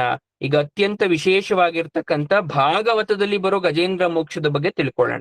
ಗಜೇಂದ್ರ ಮೋಕ್ಷ. ಗಜೇಂದ್ರ ಅಂದ್ರೆ ಆನೆ, ಗಜಗಳ ರಾಜ. ಅವನನ್ನ ಗಜೇಂದ್ರ ಅಂತ ಕರಿತೀವಿ. ಆನೆಯೇ ಪರಮಾತ್ಮನನ್ನ ಕರೆದು ಸಾವಿನ ದವಡೆಯಿಂದ ಯಾವ ರೀತಿ ಪಾರಾಯ್ತು. ಹಾಗಾದ್ರೆ ಆನೆ ಕರೆದಿದ ತಕ್ಷಣ ದೇವ್ರು ಬಂದ್ಬಿಡ್ತಾನ ಅನ್ನೋದಕ್ಕೆ ಭಾಗವತದಲ್ಲಿ ಏನ್ ಹೇಳ್ತಾರೆ ಕೇಳಿಸ್ಕೊಳ್ಳಿ. ಅದೊಂದು ಪ್ರಸಿದ್ಧವಾದಂತಹ ತ್ರಿಕೂಟ ಪರ್ವತ ಶ್ರೇಣಿ, 10,000 ಯೋಜನೆ ಎತ್ತರದ ಬೆಟ್ಟಗುಡ್ಡ ಪ್ರದೇಶ, ರಜತಲೋಹ ಸುವರ್ಣಮಯ ಶಿಖರ. ಅಲ್ಲಿರುವ ವರುಣನ ಉದ್ಯಾನದ ಸೆರಗಿನಲ್ಲೇ ಪ್ರಶಾಂತವಾಗಿದೆ ಒಂದು ಸರೋವರ. ಅದರಲ್ಲಿ ಕಮಲ ನೈದಿಲೆ ಆಕರ್ಷಕವಾಗಿ ಬೆಳೆದಿದೆ. ಆ ಕಮಲದ ನೈದಿಲೆಯ ಹೂವಿಗೆ ದುಂಬಿಗಳು, ಮರದುಂಬಿಗಳು ಮುತ್ತುತ್ತಾ ಇದ್ದಾವೆ. ಆ ಸರೋವರದಲ್ಲಿ ಚಕ್ರವಾಕ, ಬಕಪಕ್ಷಿಗಳು, ಆಮೆಗಳು ಆನಂದದಿಂದ ಸಂಚಾರವನ್ನ ಮಾಡ್ತಿದ್ದಾವೆ. ಸರೋವರದ ತೀರದಲ್ಲಿ ಬೃಹತ್ ವೃಕ್ಷಗಳು, ಹೂವಿನ ಬಳ್ಳಿಗಳು, ಹಸಿರು ವನರಾಜಿ ನಳನಳಿಸ್ತಾ ಇದೆ. ಅಂತಹ ಋತುಮತ್ ಎಂಬ ಉದ್ಯಾನದಲ್ಲಿ ಸಂಚರಿಸ್ತಾ ಇರ್ತಾನೆ ಆ ಕಾಡಿನ ರಾಜನಾದ್ರ ಗಜೇಂದ್ರ. ತನ್ನ ಪರಿವಾರದ ಆನೆಗಳೆಲ್ಲ ಬಿಸಿಲಿನ ತಾಪಕ್ಕೆ ಗುರಿಯಾಗಿ ನೀರಿಗಾಗಿ ಆಹಾಕಾರವನ್ನ ಪಡ್ತಾ ಇರುತ್ತೆ. ಇದನ್ನ ನೋಡಿದ ಗಜರಾಜ ತಕ್ಷಣವೇ ಎಲ್ಲ ಪರಿವಾರದ ಆನೆಗಳನ್ನ ಕರ್ಕೊಂಡು ಸರೋವರದ ಕಡೆಗೆ ಬರ್ತಾ ಇದ್ದಾನೆ. ತನ್ನ ಪತ್ನಿ, ಪುತ್ರ, ಪರಿವಾರದ ಆನೆಗಳೊಂದಿಗೆ ಸರೋವರದ ಕಡೆ ಗಜೇಂದ್ರ ಬಿರುಸಾಗಿ ಬರ್ತಾ ಇದ್ದಾನೆ. ಬಂದು ನೀರಿನ ಕೊಳಕ್ಕೆ ಎಲ್ಲ ಆನೆಗಳು ಸೇರ್ಕೊಂತು. ಪಂಕಜ ರಾಗ ಪಿಂಗಳ ಮಂಗಳ ಜಲವಿದ್ದ ಸರೋವರನ್ನ ಕಂಡ ಕೂಡಲೇ ಗಜರಾಜ ಹರ್ಷ ಪುಲಕಗೊಂಡಾಹ. ಎಲ್ಲಾ ಆನೆಗಳು ಖುಷಿ ಆಗೋಯ್ತು. ಒಂದೊಂದಾಗಿ ಎಲ್ಲ ಆನೆಗಳು ನೀರಿನಲ್ಲಿ ಇಳಿದುವಂತೆ. ಈಗ ಗಜರಾಜ ತನ್ನ ಹೆಣ್ಣಾನೆಗಳ ಜೊತೆಗೆ ಸ್ವಚ್ಛಂತ ಸಲ್ಲಾಪರತನಾಗಿ ಹಾರಾಟ ತೂರಾಟವನ್ನ ಮಾಡಿ ಜಲಕೇಳಿಯಲ್ಲಿ ಮೈ ಮರ್ತ್ಬಿಟ್ಟಿದ್ದಾನೆ. ನೀರನ್ನ ಎರ್ಚೋದು, ಆಟ ಆಡೋದು, ಕೂಗದು ಮರ್ತೋಗ್ಬಿಟ್ಟಿದ್ದಾನೆ. ಆದ್ರೆ ದೈವ ಚಿತ್ತವೇ ಬೇರೆ ಇತ್ತು. ಸರೋವರದ ಒಳಗಿದ್ದ ಮೊಸಳೆಯೊಂದು ಗಜರಾಜನ ಕಾಲನ್ನ ಹಿಡಿದು ನೀರಿನೊಳಗೆ ಸೆಳೆದು ಬಿಡ್ತು. ಆನೆ ಬಿಡಿಸಿಕೊಳ್ಳುವ ತವಕದಿಂದ ಕಾಲನ್ನ ಜಾಡಿಸ್ತಂತೆ. ಗಜರಾಜ ಎಷ್ಟು ಪ್ರಬಲವಾಗಿ ಕಾಲನ್ನ ಎತ್ತಕ್ಕೆ ಪ್ರಯತ್ನ ಪಟ್ರು ಎತ್ತಕ್ಕಾಗ್ತಾ ಇಲ್ಲ. ಉಳಿದ ಗಂಡಾನೆ, ಹೆಣ್ಣಾನೆ, ಮರಿಯಾನೆ ಎಲ್ಲ ಬಂದು ಸೊಂಡಿಲನ್ನು ಹಾಕಿ ಎಳೆದ್ರು ಕೂಡ ಆಗ್ಲಿಲ್ವಂತೆ. ಪರಚಾರಕ ಗಜಬಂಧುಗಳು ಬಂದು ಆನೆಯನ್ನ ರಕ್ಷಿಸಿ ನೋಡಿದ್ರು ಆಗ್ತಾ ಇಲ್ಲ. ಏನು ಮಾಡಿದ್ರು ಮೊಸಳೆಗೆ ಹಿಡಿತ ಬಲಿಷ್ಠವಾಗ್ತಾ ಇದೆ. ಗಜರಾಜನ ಪರಿವಾರದವೆಲ್ಲ ಒಟ್ಟಿಗೆ ಬಂದು ಆ ಗಜರಾಜನನ್ನ ಕಾಪಾಡಬೇಕು ಅಂದ್ರು ಆಗ್ಲೇ ಇಲ್ಲ. ಆನೆ ಹೊರಗೆ ಹೇಳಿದ್ರೆ ಮೊಸಳೆ ಒಳಗೆ ಎಳಿತಾ ಇದೆ. ಆನೆಯ ಯಾವ ವಿಕ್ರಮ ಪರಾಕ್ರಮಕ್ಕೂ ಮೊಸಳೆ ಜಗ್ಗಲಿಲ್ಲ, ಬಗ್ಗಲಿಲ್ಲ. ಗಜರಾಜ ಸಂದಿಗ್ಧ ಸಂಕಟದಲ್ಲಿ ಸಿಲುಕಿ ಸೋತು ಸುಣ್ಣ ಆಗೋಯ್ತು. ಬಿಡಿಸಿಕೊಳ್ಳಲು ಪ್ರಯತ್ನಿಸಿದಷ್ಟು ನೆಲಪ್ರಾಣಿಯಾದ ಆನೆಯ ಶಕ್ತಿ ಕುಸಿತಾಯ್ತು. ಜಲಪ್ರಾಣಿಯಾದ ಮೊಸಳೆಯ ಶಕ್ತಿ ಹೆಚ್ಚುತ್ತಾಯ್ತು. ಏನು ಮಾಡಿದ್ರೂ ಆಗ್ಲಿಲ್ಲ. ಅದಕ್ಕೆ ಹೇಳ್ತಾರೆ ಮೂಲಸ್ಥಾನೇ ಶಕ್ತಿ ಪ್ರಧಾನಂ ಅಂತ. ನೀರಿನಲ್ಲಿರ್ಬೇಕಾದ್ರೆ ಆ ನೀರಿನಲ್ಲೇ ವಾಸ ಮಾಡ್ತಕ್ಕಂಥ ಪ್ರಾಣಿಗಳ ಶಕ್ತಿ ಹೆಚ್ಚಂತೆ. ಒಂದು ಸಣ್ಣ ಮೀನು ಮನುಷ್ಯನನ್ನೇ ಕೊಂದು ಹಾಕಬಹುದಂತೆ. ಯಾಕಂದ್ರೆ ನೀರಿನಲ್ಲಿ ಇರೋ ತನಕ ಭೂಮಿಯಲ್ಲಿ ವಾಸ ಮಾಡ್ತಕ್ಕಂತ ಆ ಭೂ ಪ್ರದೇಶದ ಪ್ರಾಣಿಗಳಿಗೆ ಭೂಮಿ ಮೇಲೆ ಹೆಚ್ಚು ಶಕ್ತಿ, ಆಕಾಶದಲ್ಲಿ ಹಾರಾಡ್ತಕ್ಕಂತ ಪಕ್ಷಿಗಳಿಗೆ ಆಕಾಶದಲ್ಲಿ ಶಕ್ತಿ ಹೆಚ್ಚಾಗಿರುತ್ತೆ. ಭೂಮಿ ಒಳಗಡೆ ಪಾತಾಳದಲ್ಲಿ ವಾಸ ಮಾಡ್ತಕ್ಕಂಥ ಪ್ರಾಣಿಗಳಿಗೆ ಅಲ್ಲಿ ಅವಕ್ಕೆ ಶಕ್ತಿ ಜಾಸ್ತಿ ಇರುತ್ತಂತೆ. ಹಾಗಾಗಿ ಯಾವ ಪ್ರದೇಶದಲ್ಲಿ ವಾಸ ಮಾಡ್ತಿದ್ಯೋ ಆ ಪ್ರಾಣಿಗೆ 100 ಪಟ್ಟು ಶಕ್ತಿ ಇರುತ್ತಂತೆ ಆ ಪ್ರದೇಶದಲ್ಲಿ. ಗಜರಾಜನಿಗೆ ಅರಿವಾಯ್ತು, ನಾನು ನನ್ನವ್ರನ್ನ ನಂಬಿ ಕೂತ್ರೆ ಯಾರೂ ನನ್ ಕಷ್ಟಕ್ಕಾಗೋದಿಲ್ಲ, ನಾನು ಬದುಕಿ ಉಳಿಯೋದಿಲ್ಲ. ಹಾಗಾಗಿ ಇಡೀ ಜಗತ್ತನ್ನ ಕಾಪಾಡ್ತಾ ಇರ್ತಕ್ಕಂತ ಆಪದ್ ಬಾಂಧವನಾದಂತಹ ಪರಮಾತ್ಮನನ್ನ ನಾನು ಪ್ರಾರ್ಥಿಸ್ಬೇಕು. ಪರಮಾತ್ಮ ಶ್ರೀಹರಿಯಲ್ಲದೆ ಇನ್ನಾರೂ ನನ್ನನ್ನು ರಕ್ಷಿಸಲಾರರು ಎಂಬ ಅರಿವು ಅದಕ್ಕೆ ಸ್ಪಷ್ಟವಾಯ್ತಂತೆ. ಆಗ ಕಣ್ಣೀರನ್ನ ಸುರಿಸ್ತಾ ಇದೆಯಂತೆ ತನ್ನ ಕಣ್ಣಿನಿಂದ. ಸರೋವರದಲ್ಲಿದ್ದ ಒಂದು ಹೂವನ್ನ ಸೊಂಡಿಲಿಂದ ಕಿತ್ಕೊಳ್ತಂತೆ. ಆ ಕಮಲದ ಹೂವನ್ನ ಕಿತ್ತು ತನ್ನ ಸೊಂಡಿಲಿನಿಂದ ಆಕಾಶದ ಕಡೆಗೆ ಮುಖ ಮಾಡಿ ಗಜರಾಜ ಪ್ರಾರ್ಥಿಸ್ತಾ ಇದ್ದಾನಂತೆ ಸೊಂಡಿಲನ ಎತ್ತಿ. ಓ ಆದಿಮೂಲ, ಆಪದ್ಬಾಂಧವ, ಅನಾಥ ರಕ್ಷಕ, ಓ ಜಗತ್ತನ್ನೆಲ್ಲ ಕಾಪಾಡುವ ಮಹಾಶಕ್ತಿಯೇ, ಪರಮದೈವವೇ, ನನ್ನನ್ನ ಕಾಪಾಡು. ನಿನ್ನಿಂದ ಜನಿಸಿ ನಿನ್ನನ್ನೇ ಆಧರಿಸಿ ನಿನ್ನಿಂದಲೇ ಬದುಕಿ ನಿನ್ನಂದೆಯೇ ನಿನ್ನಲ್ಲಿರುವ ಈ ಸಮಸ್ತ ಪ್ರಪಂಚವೂ ನಿನ್ನ ಅಧೀನವಾಗಿದೆ. ವಿಶ್ವಜನಕ, ವಿಶ್ವ ವಿಲಕ್ಷಣ, ವಿಶ್ವಜ್ಞಾನಪ್ರದ, ವಿಶ್ವಪಾಲಕ, ವಿಶ್ವೋತ್ತಮ, ನಿನಗೆ ನಮೋ ನಮಃ. ಶರಣಾಗತ ರಕ್ಷಕನೇ, ದಯಾಮಯನಾದ ನೀನೇ ಈಗ ನನ್ನನ್ನು ರಕ್ಷಿಸೋ. ಗಜರಾಜ ಆರ್ತ ಪ್ರಾರ್ಥನೆಯಿಂದ ಆ ಹೂವನ್ನು ಆಕಾಶದ ಕಡೆಗೆ ಎಸೆದ್ನಂತೆ. ಯಾವಾಗ ಶರಣಾಗತಿಯನ್ನ ಗಜರಾಜ ಬಯಸ್ತಾ ಇದ್ದಾನೆ, ಇದನ್ನ ಕಂಡ ಶ್ರೀಹರಿ ತಕ್ಷಣವೇ ಗರುಡನ ಮೇಲೆ ಏರಿ ಶರವೇಗದಲ್ಲಿ ಧಾವಿಸಿ ಬರ್ತಾ ಇದ್ದಾನಂತೆ ಆಕಾಶದಲ್ಲಿ. ಆ ದೃಶ್ಯವನ್ನ ಕಂಡ ಗಜರಾಜನ ಕಣ್ಣಿಂದ ಮತ್ತಷ್ಟು ಆನಂದ ಬಾಷ್ಪ ತುಳುಕ್ತಾ ಇದೆ. ಭಕ್ತಿ ಪುಳಕದಿಂದ ನಾರಾಯಣ ಅಖಿಲ ಗುರುವೇ, ಭಗವನ್ ನಮಸ್ತೆ ನಮಸ್ತೆ ಅಂತ ಕೂಗ್ತಾ ಇದ್ದಂತೆ ಆನೆ ಸೊಂಡಿಲಿನಿಂದ. ಆ ಕಮಲ ಪುಷ್ಪವನ್ನ ಭಗವಂತನಿಗೆ ಅರ್ಪಿಸಿದ್ದು ಹೋಗಿ ಪರಮಾತ್ಮನಿಗೆ ಅರ್ಪಣೆ ಆಯ್ತಂತೆ. ಕ್ಷಣ ಮಾತ್ರದಲ್ಲಿ ಚಕ್ರಧಾರಿ ಶ್ರೀಹರಿ ತನ್ನ ಚಕ್ರದಿಂದ ಆ ನಕ್ರನನ್ನ ಕತ್ತರಿಸಿ, ಅಂದ್ರೆ ಮೊಸಳೆಯನ್ನ ಕತ್ತರಿಸಿ ಹಾಕ್ಬಿಟ್ಟ. ಗಜರಾಜನ ಕಾಲನ್ನ ಬಿಡಿಸ್ತಾ ಅವನನ್ನ ನೀರಿನಿಂದ ಹೊರಗೆ ಎಳೆದು ಕಾಪಾಡ್ದ. ಈಗ ದೇವತೆಗಳು ಆಕಾಶದಿಂದ ಹೂಮಳೆಯನ್ನ ಕರೀತಾ ಇದ್ದಾರೆ. ದೇವದುಂದುಭಿಗಳು ಮೊಳತ್ತಂತೆ, ಅಪ್ಸರಿಯರು ನರ್ತಿಸಿದ್ರಂತೆ, ಋಷಿಗಳು ಸಿದ್ಧಚಾರಣರು ಸುತಿಸ್ತಂತೆ. ಶ್ರೀಹರಿಯ ಚಕ್ರದ ಆಘಾತಕ್ಕೆ ಬಲಿಯಾಗಿದ್ದ ಮೊಸಳೆ ಈಗ ತನ್ನ ಆ ದೇಹ ಬಿಟ್ಟು ಪರಮ ಸುಂದರ ರೂಪದ ಹೂಹೂ ಗಂಧರ್ವನಾಗಿ ಕಾಣಿಸ್ಕೊಂಡ. ಶ್ರೀಹರಿಯ ಚರಣಕ್ಕೆ ನಮಿಸ್ತಾ ಅವನ ಯಶೋಗಾನ ಮಾಡ್ತಾ ಹೊರಟೋದ. ಗಜರಾಜ ಕೂಡ ಪರಮಾತ್ಮನಿಗೆ ನಮಸ್ಕರಿಸಿ ಅಲ್ಲಿಂದ ಹೋದ. ಈ ಚರಿತ್ರೆ ಪರೀಕ್ಷಿತ ಮಹಾರಾಜನಿಗೆ ಆ ಶುಕ ಮಹಾಮುನಿಗಳು ಹೇಳ್ತಾ ಇದ್ದಾರೆ. ಈಗ ಒಂದು ಅನುಮಾನ ಶುರುವಾಗೋಯ್ತು. ಯಾವ್ಯಾವ್ದೋ ಗಂಧರ್ವರ ಹೆಸರು ಕೇಳಿದ್ದೀವಿ, ಈ ಊಹು ಗಂಧರ್ವರು ಯಾರು ಗುರುಗಳೇ? ಯಾರದು? ಆ ಆಹಾ ಊಹು ಗಂಧರ್ವರ ಬಗ್ಗೆ ಹೇಳ್ತಾ ಇದ್ದಾರೆ ಶುಕ ಮಹಾಮುನಿಗಳು. ಈ ಆಹಾ, ಈ ಊಹು ಅಂತಕ್ಕಂಥವ್ರು ಇಬ್ಬರು ಗಂಧರ್ವರು, ಪ್ರಾಣ ಸ್ನೇಹಿತರವರು. ದಿನವೂ ಲೀಲಾ ವಿನೋದಗಳಲ್ಲಿ ಆನಂದದಲ್ಲಿ ಸಂಭ್ರಮಿಸ್ತಾ ಇದ್ರು. ಒಂದು ದಿನ ಗಂಗಾ ತೀರದಲ್ಲಿ ದೇವಲ ಋಷಿಗಳು ತಪಸ್ಸನ್ನ ಮಾಡ್ತಾ ಇದ್ರೆ ಅವರನ್ನು ಕಂಡಂತ ಈ ಆಹಾ ಊಹು ಒಂದು ವಿನೋದ ಪ್ರಸಂಗವನ್ನ ಮಾಡ್ಲಿಕ್ಕೆ ಚಿಂತನೆ ಮಾಡಿದ್ರು. ಈ ಆನೆ ಆಕಾರವನ್ನ ತಳೆದ್ರೆ ಊಹು ಮೊಸಳೆ ಆಗೋದ. ಆನೆ ಬಂದು ದೇವಲರ ಎದುರಿಗೆ ಗರ್ಜಿಸ್ತಂತೆ. ನೀರಿನ ಕಡೆ ಓಡೋದ್ರಂತೆ ರಕ್ಷಿಸ್ಕೊಳ್ಳಕ್ಕೆ ದೇವಲರಿಗೆ. ಅಲ್ಲಿ ಮೊಸಳೆ ಬಂದು ಬೆದರಿಸ್ತಂತೆ. ಆ ಕಡೆ ಹೋದ್ರೆ ಆನೆ, ಈ ಕಡೆ ಬಂದ್ರೆ ಮೊಸಳೆ. ಅತ್ತಿಂದಿತ್ತ ಇತ್ತಿಂದತ್ತ ಬೆದರಿ ಓಡ್ತಾ ಇದ್ದಾರೆ ದೇವಲರು. ಈ ಬಗೆಯ ಆಟ ವಿಚಿತ್ರವಾಗಿ ತೋರ್ತು. ಆ ಎರಡು ಆಹಾ ಊಹು ಅಂತಕ್ಕಂಥ ಗಂಧರ್ವರು ನಗ್ತಾ ಇದ್ದಾರೆ, ಅವ್ರಿಗೆ ಕಾಟ ಕೊಡ್ತಾ ಇದ್ದಾರೆ. ಕಣ್ಣು ಮುಚ್ಚಿ ಧ್ಯಾನ ದೃಷ್ಟಿಯಿಂದ ನೋಡಿದ್ರು. ಕ್ಷಣಾರ್ಧದಲ್ಲಿ ವಿಷಯ ಅರ್ಥ ಆಗೋಯ್ತು, ಇವರು ಗಂಧರ್ವರು ಅಂತ. ಆಗ ದೇವರು ಶಾಪ ಕೊಡ್ತಾ ಇದ್ದಾರೆ. ಗಂಧರ್ವರೇ, ನಿಮಗೆ ಆನೆ ಮೊಸಳೆಯಾಗುವ ನಿರೀಕ್ಷೆಯೇ? ನಿಮ್ಗೆ ಅಂತಹ ಅಪೇಕ್ಷೆ ಇದೆಯಾ? ಹಾಗಾದ್ರೆ ಹಾಗೆ ಆಗ್ಲಿ, ನೀವು ನಿಜವಾಗಲೂ ಆನೆ ಮೊಸಳೆಗಳಾಗಿ ಅಂತ ಶಾಪವನ್ನ ಕೊಟ್ಬಿಟ್ರು. ಆಗ ಇಬ್ಬರು ತಪ್ಪಾಯ್ತು ಅಂತ ಶಾಪ ಬೇಡ ಅಂತ ಪ್ರಾರ್ಥಿಸಿದಾಗ ಋಷಿಮುನಿಗಳು ಹೇಳ್ತಾ ಇದ್ದಾರೆ, ಎಂದಿಗೆ ಪರಮಾತ್ಮನ ದರ್ಶನ, ಅವನ ಆಯುಧ ಸ್ಪರ್ಶನ ನಿಮಗೆ ಆಗತ್ತೆ, ಅವತ್ತು ಶಾಪ ವಿಮೋಚನೆ ಆಗ್ಲಿ ಅಂತ. ಹಾಗಾಗಿ ಆ ಆಹಾ ಗಂಧರ್ವ ಗಜರಾಜನಾಗಿ, ಹಾಗೆ ಊಹು ಅಂತಕ್ಕಂಥವನು ಮೊಸಳೆಯಾಗಿ ಜನಿಸಿದ್ರಂತೆ. ಇದು ಗಜೇಂದ್ರ ಮೋಕ್ಷದ ಕತೆ. ಆ ಗಜೇಂದ್ರ ಮೊಸಳೆ ಕೂಡ ಸಾಮಾನ್ಯದವರಲ್ಲ, ಗಂಧರ್ವರಾಗಿದ್ದಂಥವ್ರು. ಹಾಗಾದ್ರೆ ಈ ಗಜೇಂದ್ರ ಮೋಕ್ಷದ ಫಲಶ್ರುತಿ ಏನು?